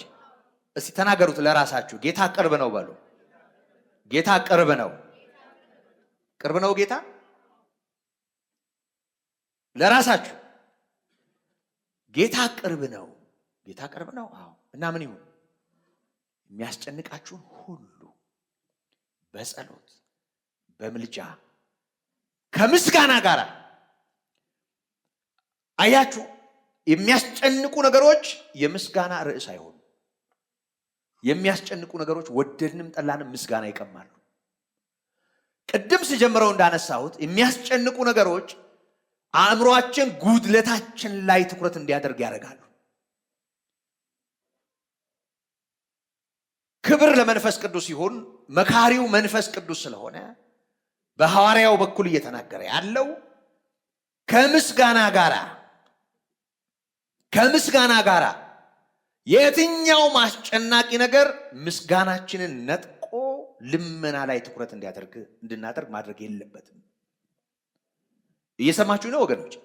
ምንም አይነት ርዕስ ሊኖረን ይችላል። ምንም አይነት የሚያስጨንቅ አይምሯችንን የያዘ ልባችንን የያዘ ሐሳባችንን የያዘ ብዙ ነገራችንን እንደያዘ የሚሰማን ምንም አይነት ርዕስ በህይወታችን ሊኖር ይችላል። ያ ርዕስ ጥርጥር የለውም ሰዎች ስለሆን ከዚህ ውጪ መሆን አንችልም። ያ ርዕስ ጭንቀት ያመጣል። ለዚህ ነው በአንዳች አትጨነቁ የሚለን። በአንዳች አለመጨነቅ ግን አለመጨነቅ በሚል መፈክር ብቻ የሚመጣ አይደለም። ይኸውላችሁ እንዲህ አድርጉ። ጌታ ቅርብ ስለሆነ በጸሎት በምልጃ ከምስጋና ጋራ ለእግዚአብሔር አስታውቁ። ለእግዚአብሔር ማስታወቅ ማለት ወገኖቼ ይኸውላችሁ ጸሎት ማለት ለእግዚአብሔር ማስታወቅ ነው። ለእግዚአብሔር ማስታወቅ ማለት ደግሞ ለእግዚአብሔር ማስረዳት ማለት አይደለም። የማያውቀው ኖሮ እንዲገነዘብ እንዲረዳን ማድረግ ሳይሆን ዕውቅና መስጠት፣ እግዚአብሔር በዚህ ጉዳይ ላይ መፍትሄ እንዳለው፣ አሳራፊያችን እግዚአብሔር እንደሆነ፣ ምላሽ ከእግዚአብሔር እንደምንጠብቅ ማወቃችንን ማመናችንን ማረጋገጫ ነው። ምን ጸልየው እኮ በመሰረቱ ዮሐንስ 6 ላይ ጌታ አልነገረንም እንዴ? በሰማያት ያለው አባታችሁ ሳትለምኑት የሚያስፈልጋችሁን ያውቃል ይላል አይደል? እና አሁን ስንሰበሰብ ጌታ ሆይ እቺን አይታታል እያልን እያሳየነው ነው። እቺን ስታውቃታለህ እያልነው ነው። ጌታ ሆይ አንተ በቃ ይሄን ነገር ሳታየው ቀርተህ ነው እያስታወስነው ነው። በፍጹም አይደለም። ግን እንደ አማኝ እግዚአብሔር የኛን ፈቃድ ስለማይጋፋ፣ እግዚአብሔር እንዲህ አይነት አምላክ ስለሆነ እኛ የምናደርገው ፈቃዳችንን ለፈቃዱ እናስገዛለን። ስለዚህ እንጸልያለን፣ እንማልዳለን በጉዳዮቻችን። ግን የምንማልደውና የምንጸልየው ከምስጋና ጋር ነው። ምስጋናችን ሳይወሰድ ወገኖቼ በምስጋና ጀምሩ። ሁልጊዜም ቢሆን በምስጋና ጀምሩ። የትኛውንም ጸሎት አባታችን ሆይ የሚለው ጸሎት ይሁት ከታች የያዘውን ነገር ይሁ ጌታ ኢየሱስ ያስተማረው ማቴዎስ 6 ላይ ያለው ሲጀምር አባታችን ሆይ በሰማያት የምትኖር ስምህ ይቀደስ። እያንዳንዱ አማኝ እንዲህ ብሎ እንዲጀምር ነው ጌታ ያስተማረው። በሰማይ የሚኖር አባት አለኝ። ስናብራራው ደግሞ እኔ ባለሁበት እንድትኖሩ ተመልሼ እመጣለሁ። ልባችሁ አይታወክ፣ በእግዚአብሔር እመኑ፣ በእኔም እመኑ። በአባቴ ቤት ብዙ መኖሪያ አለ ያለ ጌታ ኢየሱስ የታመነ ነውና በሰማያት የሚኖር አባት አለን። እየሰማችሁ ነው? አባት አለን፣ እውነተኛ አባት፣ ሞት ከፊታችን ዞር የማያደርገው፣ ጊዜና ሁኔታ የማይለውጠው እውነተኛ አባት፣ የዘላለም አባት አለ። ስለዚህ አባታችን ሆይ ብለን አመስግነ ነው በየትኛውም ሁኔታ ውስጥ ልንገራችሁ፣ ከንስሐ አይጀመርም ጸሎት። ክርስቲያኖች ነን አይደለኛ? ክርስቲያኖች ስለሆን ክርስቲያን የሆንበት እውነት ደግሞ የእግዚአብሔር ጸጋ ስለሆነ በስራችን ሳይሆን በስራው ስለሆነ ይሄን ስፍራ ያገኘ ነው። ወገኖቼ አማኝ ወደ እግዚአብሔር ሲጠጋና ሲጸልይ በህይወቱ ካለው ጉድለት አይጀምርም። ኃጢአት እንኳን ለምን አይሆንም? ከውድቀቱም አይጀምርም። መጀመር ያለበት እግዚአብሔር በምህረት ወደኛ ህይወት ካመጣው ህይወት ነው። በህይወት መጽሐፍ ከመጻፋችን ነው መጀመር ያለበት። መዳናችንን እግዚአብሔር ለኛ ምህረት ማድረጉን፣ ከጨለማው ስልጣን ማምለጣችንን፣ ወደ ፍቅሩ ልጅ መንግስት መፍለሳችንን፣ እኛ የእግዚአብሔር መንግስት አካል መሆናችንን በእግዚአብሔር ልጅ በኢየሱስ ክርስቶስ ሞት በኩል ያገኘነውን ክብር ማዕከል ያደረገ ምስጋና ለእግዚአብሔር አቅርበን ከዛ በኋላ ልመና ቢሆን ንስሐ ቢሆን ጌታ እንደሱ ነው ያስተማረው። የጌታችን የኢየሱስ ክርስቶስ ትምህርት ውስጥ በሰማያት የምትኖር አባታችን ሆይ ስምህ ይቀደስ፣ ከዛስ መንግስት ትምጣ፣ የእግዚአብሔር መንግስት ማዕከል ያደረገ ፈቃድ በሰማይ እንደሆነች እንዲሁም በምድር ትሁን ካለ በኋላ የዕለት እንጀራችንን ስጠን ዛሬ፣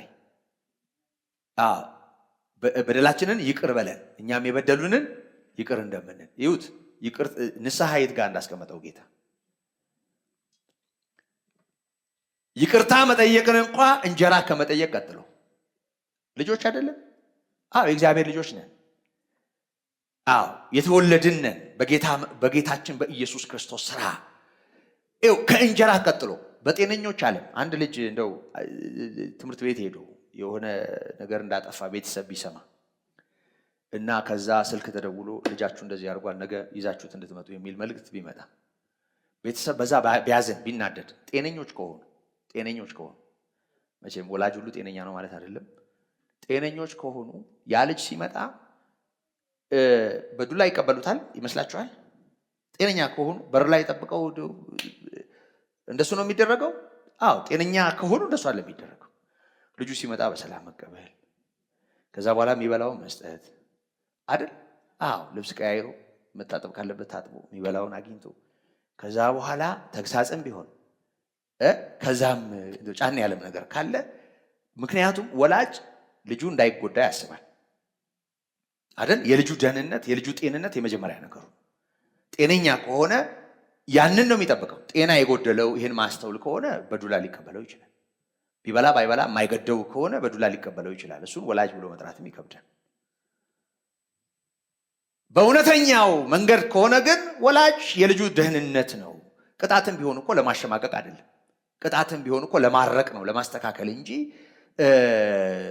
በቃ ያንን ሰው በተለያየ መንገድ ለማስጨነቅ አይደለም። በጤነኞች ዓለም እንደሱ ነው። ይኸውላችሁ እኛ የእግዚአብሔር ልጆች ነን፣ እንዳትረሱ ይሄን። የእግዚአብሔር ልጅ የሆንበት ሁኔታ ደግሞ እኔና እናንተ አሁን ካለንበት ነገር ጋር አይገናኝም። ኢየሱስ ከከፈለው ዋጋ እኛ የእግዚአብሔር ልጆች ነን። ዳግመኛ ተወልደናል፣ በሕይወት መጽሐፍ ተጽፈናል። ይሄ ዓለም ያልፋል፣ ከማያልፈው ጋር ለዘላለም ልንኖር እግዚአብሔር በልጁ ተቀብሎናል። ይሄ የምስጋና ርዕሳችን ነው። መቼ? የሁል ጊዜ። ምክንያቱም አባታችን ካልከው ልጅ ሆነ ነው። ዳግም ተወልደ ነው አባ የምትለው። ከየት መጥቶ ነው እግዚአብሔር አባት የሚሆነው? ያለ ምሕረቱ። ስለዚህ በልጅነት መብትና ስልጣን የምናቀርበው ምስጋና መኖር አለበት። የእግዚአብሔር መንግስት ማዕከል ያደረገውን ነገር ሰይጣንም ሆነ ስጋ በጭራሽ መንጠቅ የለበትም። መንግስት ትምጣ፣ ስምህ ይቀደስ ካልን በኋላ መንግስት ትምጣ እንድንል፣ ከዛ ነው የዕለት እንጀራችንን እንድንለምን፣ ከዚያ ነው በደላችንን ይቅር በለን እንድንል፣ ከዚያ ነው እንደውም ከክፉ አድነን እኮ መጨረሻ ላይ ነው አይደል? ከክፉ አድነን እንጂ መንግስት ያንተ ናትና ኃይል፣ ክብር፣ ምስጋና። ከክፉ አድነን እኛ ጋር እንዲህ ተገልብጧል። እያንዳንዱ በቃ ሲሰበሰብ ሁሉ ትዝ የሚለው ሰይጣን እና አለ። ደግሞ አንዳንድ ጊዜ ደግሞ መጀመሪያ አየሩን አጽድተን ነው የምንጀምረው ይላል። ደግሞ የጸሎት መሪው አየሩን እናጸዳለን፣ እንቀድሳለን። መጀመሪያ በዚህ በኩል ያለ ከህንድ የመጣ ከሱዳን የመጣ ከናይጄሪያ የመጣ በኢየሱስም በቃ እንዲህ እየተሽከረከሩ ከዛ አሁን በተከፈተ ሰማይ ጌታን እናመልካለን። ይመስላል ለአይምሮ ይመስላል፣ ለሰው አይምሮ ግን እንደሱ አይደለም። ሰይጣን ትኩረታችንን ይዞ፣ የዕለት ጉዳይ ትኩረታችንን ይዞ፣ ሌላው ነገር ትኩረታችንን ይዞ በምንም ተአምር ደስታ በህይወታችን አይኖርም። ልንገራችሁ፣ ደስታችን የማይነጠቀው በጌታ ስንቆም ነው። በጌታ መቆም ደግሞ ካገኘነው ህይወት ጋር ተያይዞ እግዚአብሔርን ማክበር ስንችል ነው። የሚጠብቀንን ክብር፣ የሚቀጥለውን ህይወት ማየት ስንችል ነው። ይህንን ህይወትና ክብር ማየት ከቻል ልንገራችሁ፣ የዕለት እንጀራ መብት ነው፣ የልጅነት መብት ነው። ከዛ ደግሞ ይቅርታ መጠየቅ፣ መንፈሳዊውን ዓለም የመረዳት የማስተዋል፣ ከቅዱሱ ጋር አብሮ ለመቀጠል የመቀደስ ህይወት ነው። በደላችንን ይቅር በለን ማለት። ከዛ በኋላ ከክፉ አድነን ሲጀመር ይኸውላችሁ፣ ክፉን መቃወም ማለት በመጽሐፍ ቅዱሱ ቋንቋ በኢየሱስ ስም እያሉ እንዲመሽከርከር ማለት አይደለም። ክፉን መቃወም ትክክለኛ መንገዱ ምን እንደሆነ ታውቃላችሁ? ጌታ ያስተማረንን ይሁት ከክፉ ለሚያድነን ለሱ ራሳችን አሳልፎ መስጠት ነው። ከክፉ አድነን ማለት ነው ከክፉ መዳን እንጂ ቀነጠስኩ፣ መታው፣ አጠናገርኩ ማለት አይደለም። አንተ አትመታው። የት አግኝተህ ትመታዋል? የት አግኝተህ? በጥፊ ነው የምትመታው? በምንድን ነው የምትመታው? ይመስልሃል? ደሞስ እኛና እግዚአብሔር በምንገናኝበት ቦታ ሰይጣንን መሾምስ ያስፈልጋል እንዴ? እሱንስ ማምጣትስ ያስፈልጋል እንዴ? በጭራሽ። በእግዚአብሔር ፊት እንሆናለን፣ እግዚአብሔርን እናመልካለን። በምስጋና ጀምረን የልጅነት መብታችንን ተጠቅመን ጉለታችንን እናስታውቃለን። የዕለት እንጀራ ቢሆን ሌላ ቢሆን። ከዛ ሲቀጥል በደል ሽንፈት ካለ ህይወታችን ውስጥ ይቅርታ እንጠይቃለን። ከዛ ሲቀጥል እግዚአብሔር ከክፉ ሁሉ እንዲያድነን ራሳችንን ለታመነው ለእረኛችን አሳልፈን እንሰጣለን። እሱ ነው ጸሎት። ዲያብሎስን ተቃወሙት ከእናንተ ይሸሻል የሚለውን ጥቅስ እኛ በዚህ መንገድ ነው የተረዳነው። ዲያብሎስን መቃወም ሲጀመር እንደው ተቃወምኩ ማለት ብቻም አይደለም። ሲገኝ ምንም ችግር የለውም። ከተገለጠ የሆነ ቦታ ላይ መጥቶ ከመጣ ውጣ በኢየሱስ ስም ማለት ምንም ያው መጽሐፍ ቅዱሳዊ ነው። የሆነ ሆኖ ግን እኛ አይምሯችን ካዳነን ጌታ ጋር መቆራኘት አለበት። በጌታ እንቁም ወገኖቼ። በአንዳች አትጨነቁ። ይኸውላችሁ ይህን ካለ በኋላ አይምሮንም ሁሉ የሚያልፍ የእግዚአብሔር ሰላም ልባችሁንና ሐሳባችሁን በክርስቶስ ኢየሱስ ይጠብቃል። ውጤት ይሆናል ማለት ነው። እስኪ እንበለው ይሄን ቃል ከኔ ጋር በእምነት እንበለው። በእምነት እንበለው። ጥቅስ እንደምንል ሳይሆን በእምነት እንበለው። አይምሮንም ሁሉ በሉ እስኪ የሚያልፍ የእግዚአብሔር ሰላም ልባችንንና ሐሳባችንን በክርስቶስ ኢየሱስ ይጠብቃል።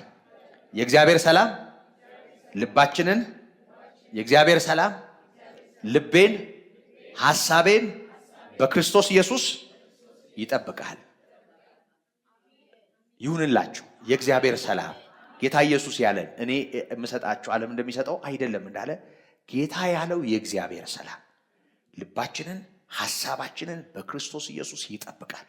አያችሁ፣ እኛ ስንታዘዝ ለዚህ እውነታ ጌታ ቅርብ መሆኑ ገብቶን ከምስጋና ጋር የሚያስጨንቀንን ለሱ ስናስታውቅ ይሄ ከሆነ የህይወታችን ምልልስ ይሄው ውጤት ይሆናል። አይምሮን ሁሉ የሚያልፍ የእግዚአብሔር ሰላም ልባችንንና ሐሳባችንን በክርስቶስ ኢየሱስ ይጠብቃል። መልካም። በቀረውስ ይላል። በቀረውስ ወንድሞች ሆይ በደንብ ስሙ። አንዳንድ ጥቃቅን ነገሮች ብዙ ነገራችንን ያናጋሉ።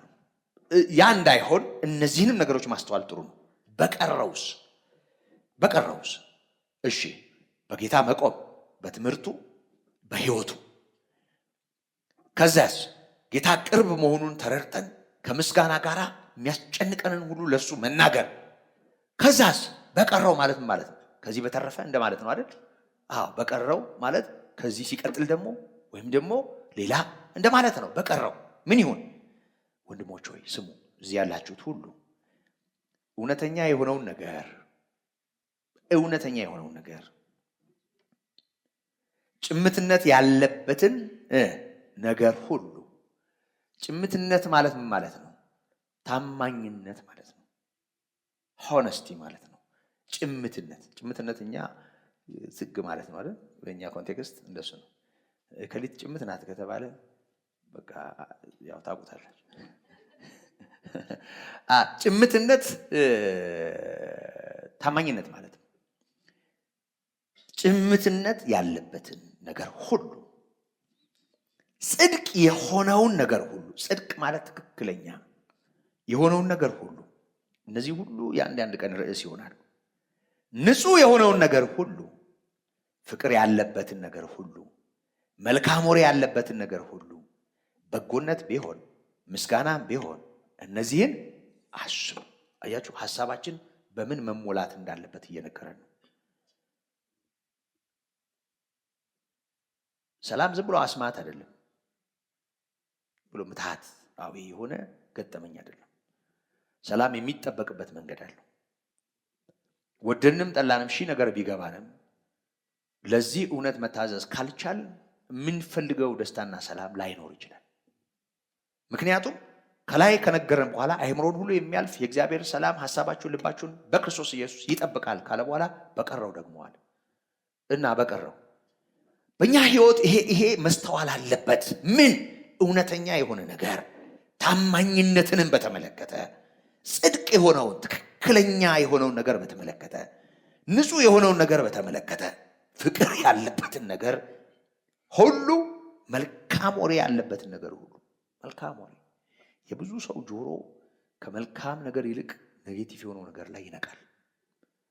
ወሬ የሚደምቀው የት ቦታ እንደሆነ ታውቃላችሁ አይደል? ወሬ የሚደምቀው በጣም እንደው እንዲያል እያጣጣምን ምላሳችንን የአይስክሬም እንደሚልስ ሰው እያደረግን ምንሰማው ወሬ የሆነ ሰላም የሌለው ወሬ።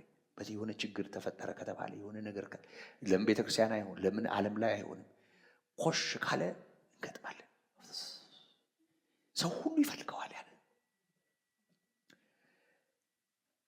በጣም ብዙ ልክ ያልሆኑ ወሬዎች አየሩ ላይ ስላሉ ያ ሁሉ ወደ አይምሯችን ሲመጣ እምነታችንንም ተስፋችንንም ይጋፋል። ምን ፈልገውና በልባችን ሊኖር የሚገባውን ሰላም ይጋፋል። ወደድንም ጠላን አምላክ አይደለንም እኛ። በቀረው ይሄን ሁሉ አስቡ። ይኸውላችሁ በደንብ ስሙኝ። ፍቅር ያለበትን ነገር ሁሉ፣ መልካም ወሬ ያለበትን ነገር ሁሉ፣ በጎነት ቢሆን ምስጋናም ቢሆን እነዚህን አስቡ። አያችሁ፣ ከማሰብ ጋር ህሊናችን ውስጥ ሊኖር ከሚገባው ቅኝት ጋር የተያያዘ ነው። አስቡ። ሐዋርያው ራሱን ምሳሌ ያደርጋል። ከኔ የተማራችሁትንና የተቀበላችሁትን የሰማችሁትንም ያያችሁትንም እነዚህን አድርጉ። በጣም ይገርመኛል። በመካከላቸው በጤናማ ህይወት ምሳሌ ሆኖ አገልግሏቸዋል። ይሄ በቃ እኛን አትዩ እንደምንል እንደዚህ ዘመን አገልጋይ አይደለም ጳውሎስ ማለት ነው። እኔ ክርስቶስ እንደምመስል በመሰረቱ የአዲስ ኪዳን ቅኝት አይደለም። እሱ ትህትና ይመስላል እንጂ በጣም በጣም ሽባ የሚያደርግ በጣም አደገኛ አካሄድ ነው። አንድ ወንድሜ ምን አለኝ፣ ያው ድሮ ስብከት ዘዴ ስንማር ገና በስመ አብ ካልን ጀምሮ አለ ደግሞ አለ ብቻ የተቃኘንበት ቅኝት አለ። መቼም እንደው ደህና እንጨት ሲታጣ ይመለመላል ጎባጣ እንደሚባለው መቼም ያው ተሽዬ ሳይሆን ይላል። ትህትና ነው እሱ። በገማጣ አህያ የመጣ ማር መቼም አህያው ገማጣ ነው ብላችሁ ማሩን እንደማትጥሉ ማሩን ወስዳችሁ አህያው እንደምትተው እንደዚህ ይላል። ትህትና ነው። እኔ ማረባ በሆንም ነው ነገሩ። መልእክቴን መስማት አለባችሁ ማለት ነው። ምዕመናን አሉ አንድ አባት አንድ ጊዜ እንደው ገበሬ በጭቃ እጁ እንዴ ፍስ አርጎ ስንዴ ቢበት ነው ይበቅላል አይበቅልም አሉ። በአፈር ውስጥ ነው የሚገባው። በአፈር እጅ ቢበተን ይበቅላል። እኛ የፈለግን ብንሆን እኛ ምንዘራው ይበቅላል፣ ወደዳችሁም ጠላችሁም አሉ። ይመስላል ለአእምሮ የሚመጥን ነው ንግግሩ፣ ግን የሐዲስ ኪዳን መንፈስ የራቀው ነው ይሄ ሐሳብ። ሰዎች በሰው እንዳይሰናከሉ ሰዎች አትመልከቱ ማለት ጤናማ ሊመስል ይችላል። ግን ደግሞ እኮ እግዚአብሔር እኮ ዛሬም ሕያው ነው። የታመነ ሰው አይኖርም እንዴ በምድር ላይ? እውነተኛ ሰው የለም ይመስላችኋል? ይመስላችኋል? ምንም እንክርዳድ ቢበዛ በምድሪቱ ጌታን የሚያከብር ሰው የሌለ ይመስላችኋል? ኤልያስ እኔ ብቻዬን ቀረው ውሰደኝ እያለ ሲነጫነጭ ለጣዖት ያልሰገዱ ከ7,000 የሚበዙ ሰዎች አሉኛል። እግዚአብሔር ዛሬም ሰው አለው እንዳይመስላችሁ። ዛሬም የታመነ ደሙ ይሰራልና ዛሬ መንፈሱ እኮ ይሰራል፣ ቃሉ እኮ ይሰራል። እንዴ ምንም አረም ስለበዛ ምንም ክፉ ሰው ስለበዛ ብዙ ጠማማ ነገር ስላለ በቃ ምንም ነገር የለም ቤተክርስቲያን በቃ ባዶ ናት ማለት ልክ አይደለም። እንደሱ ማሰብ እግዚአብሔር ዛሬም ሕያው ነው። የሆነ ሆኖ ሐዋርያው በጣም በሚያስደንቅ ሁኔታ ራሱን ምሳሌ አድርጎ ከኔ የተማራችሁትን የተቀበላችሁትን የሰማችሁትን ያያችሁትን እነዚህን አድርጉ ይላል። እዩ አሁን ይሄ ካስተሳሰብ ባሻገር እነዚህን አስቡ ካለ በኋላ እነዚህን አድርጉ ይላል። እኔ ያደረግኩትን አድርጉ። እሱ በምን አቅሙ አደረገው? በእግዚአብሔር ጸጋ፣ በእግዚአብሔር ምሕረት። ስናገር የሰማችሁትን ከኔ የተማራችሁትን የተቀበላችሁትን ያያችሁትን እሱን አድርጉ፣ እኔ ያደረግኩትን አድርጉ ይላቸዋል። እና ውጤቱ ምን ይሆናል? የሰላም አምላክ ከእናንተ ጋር ይሆናል። አያችሁ፣ እግዚአብሔርን የሚጋፉ ነገሮች እያደረግን ሰላም አይሆንም።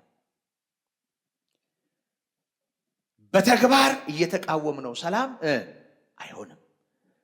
ወገኖቼ ጌታ ቅርብ ነው። የሚሰማን አምላክ ቅርብ ነው። በጸሎት በምልጃ ከምስጋና ጋር ልመናችሁን አስታውቁ እንጂ በአንዳች አትጨነቁ።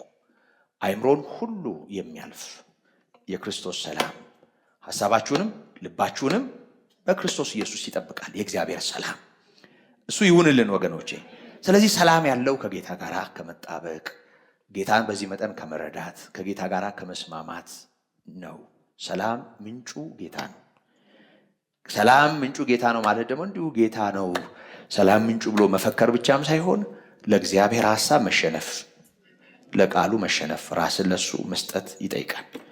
ከዛ በኋላ ሰላም ውጤት ይሆናል። የሰላም አምላክ ሐሳባችሁን በክርስቶስ ኢየሱስ ይጠብቃል ነው ያለው። እንደ ቃሉ ይሆንልናል። ጌታ ይረዳናል። ክብርና ምስጋና ኃይልም ለስሙ ይሁን። ረድኤታችን እግዚአብሔር የተመሰገነ ይሁን።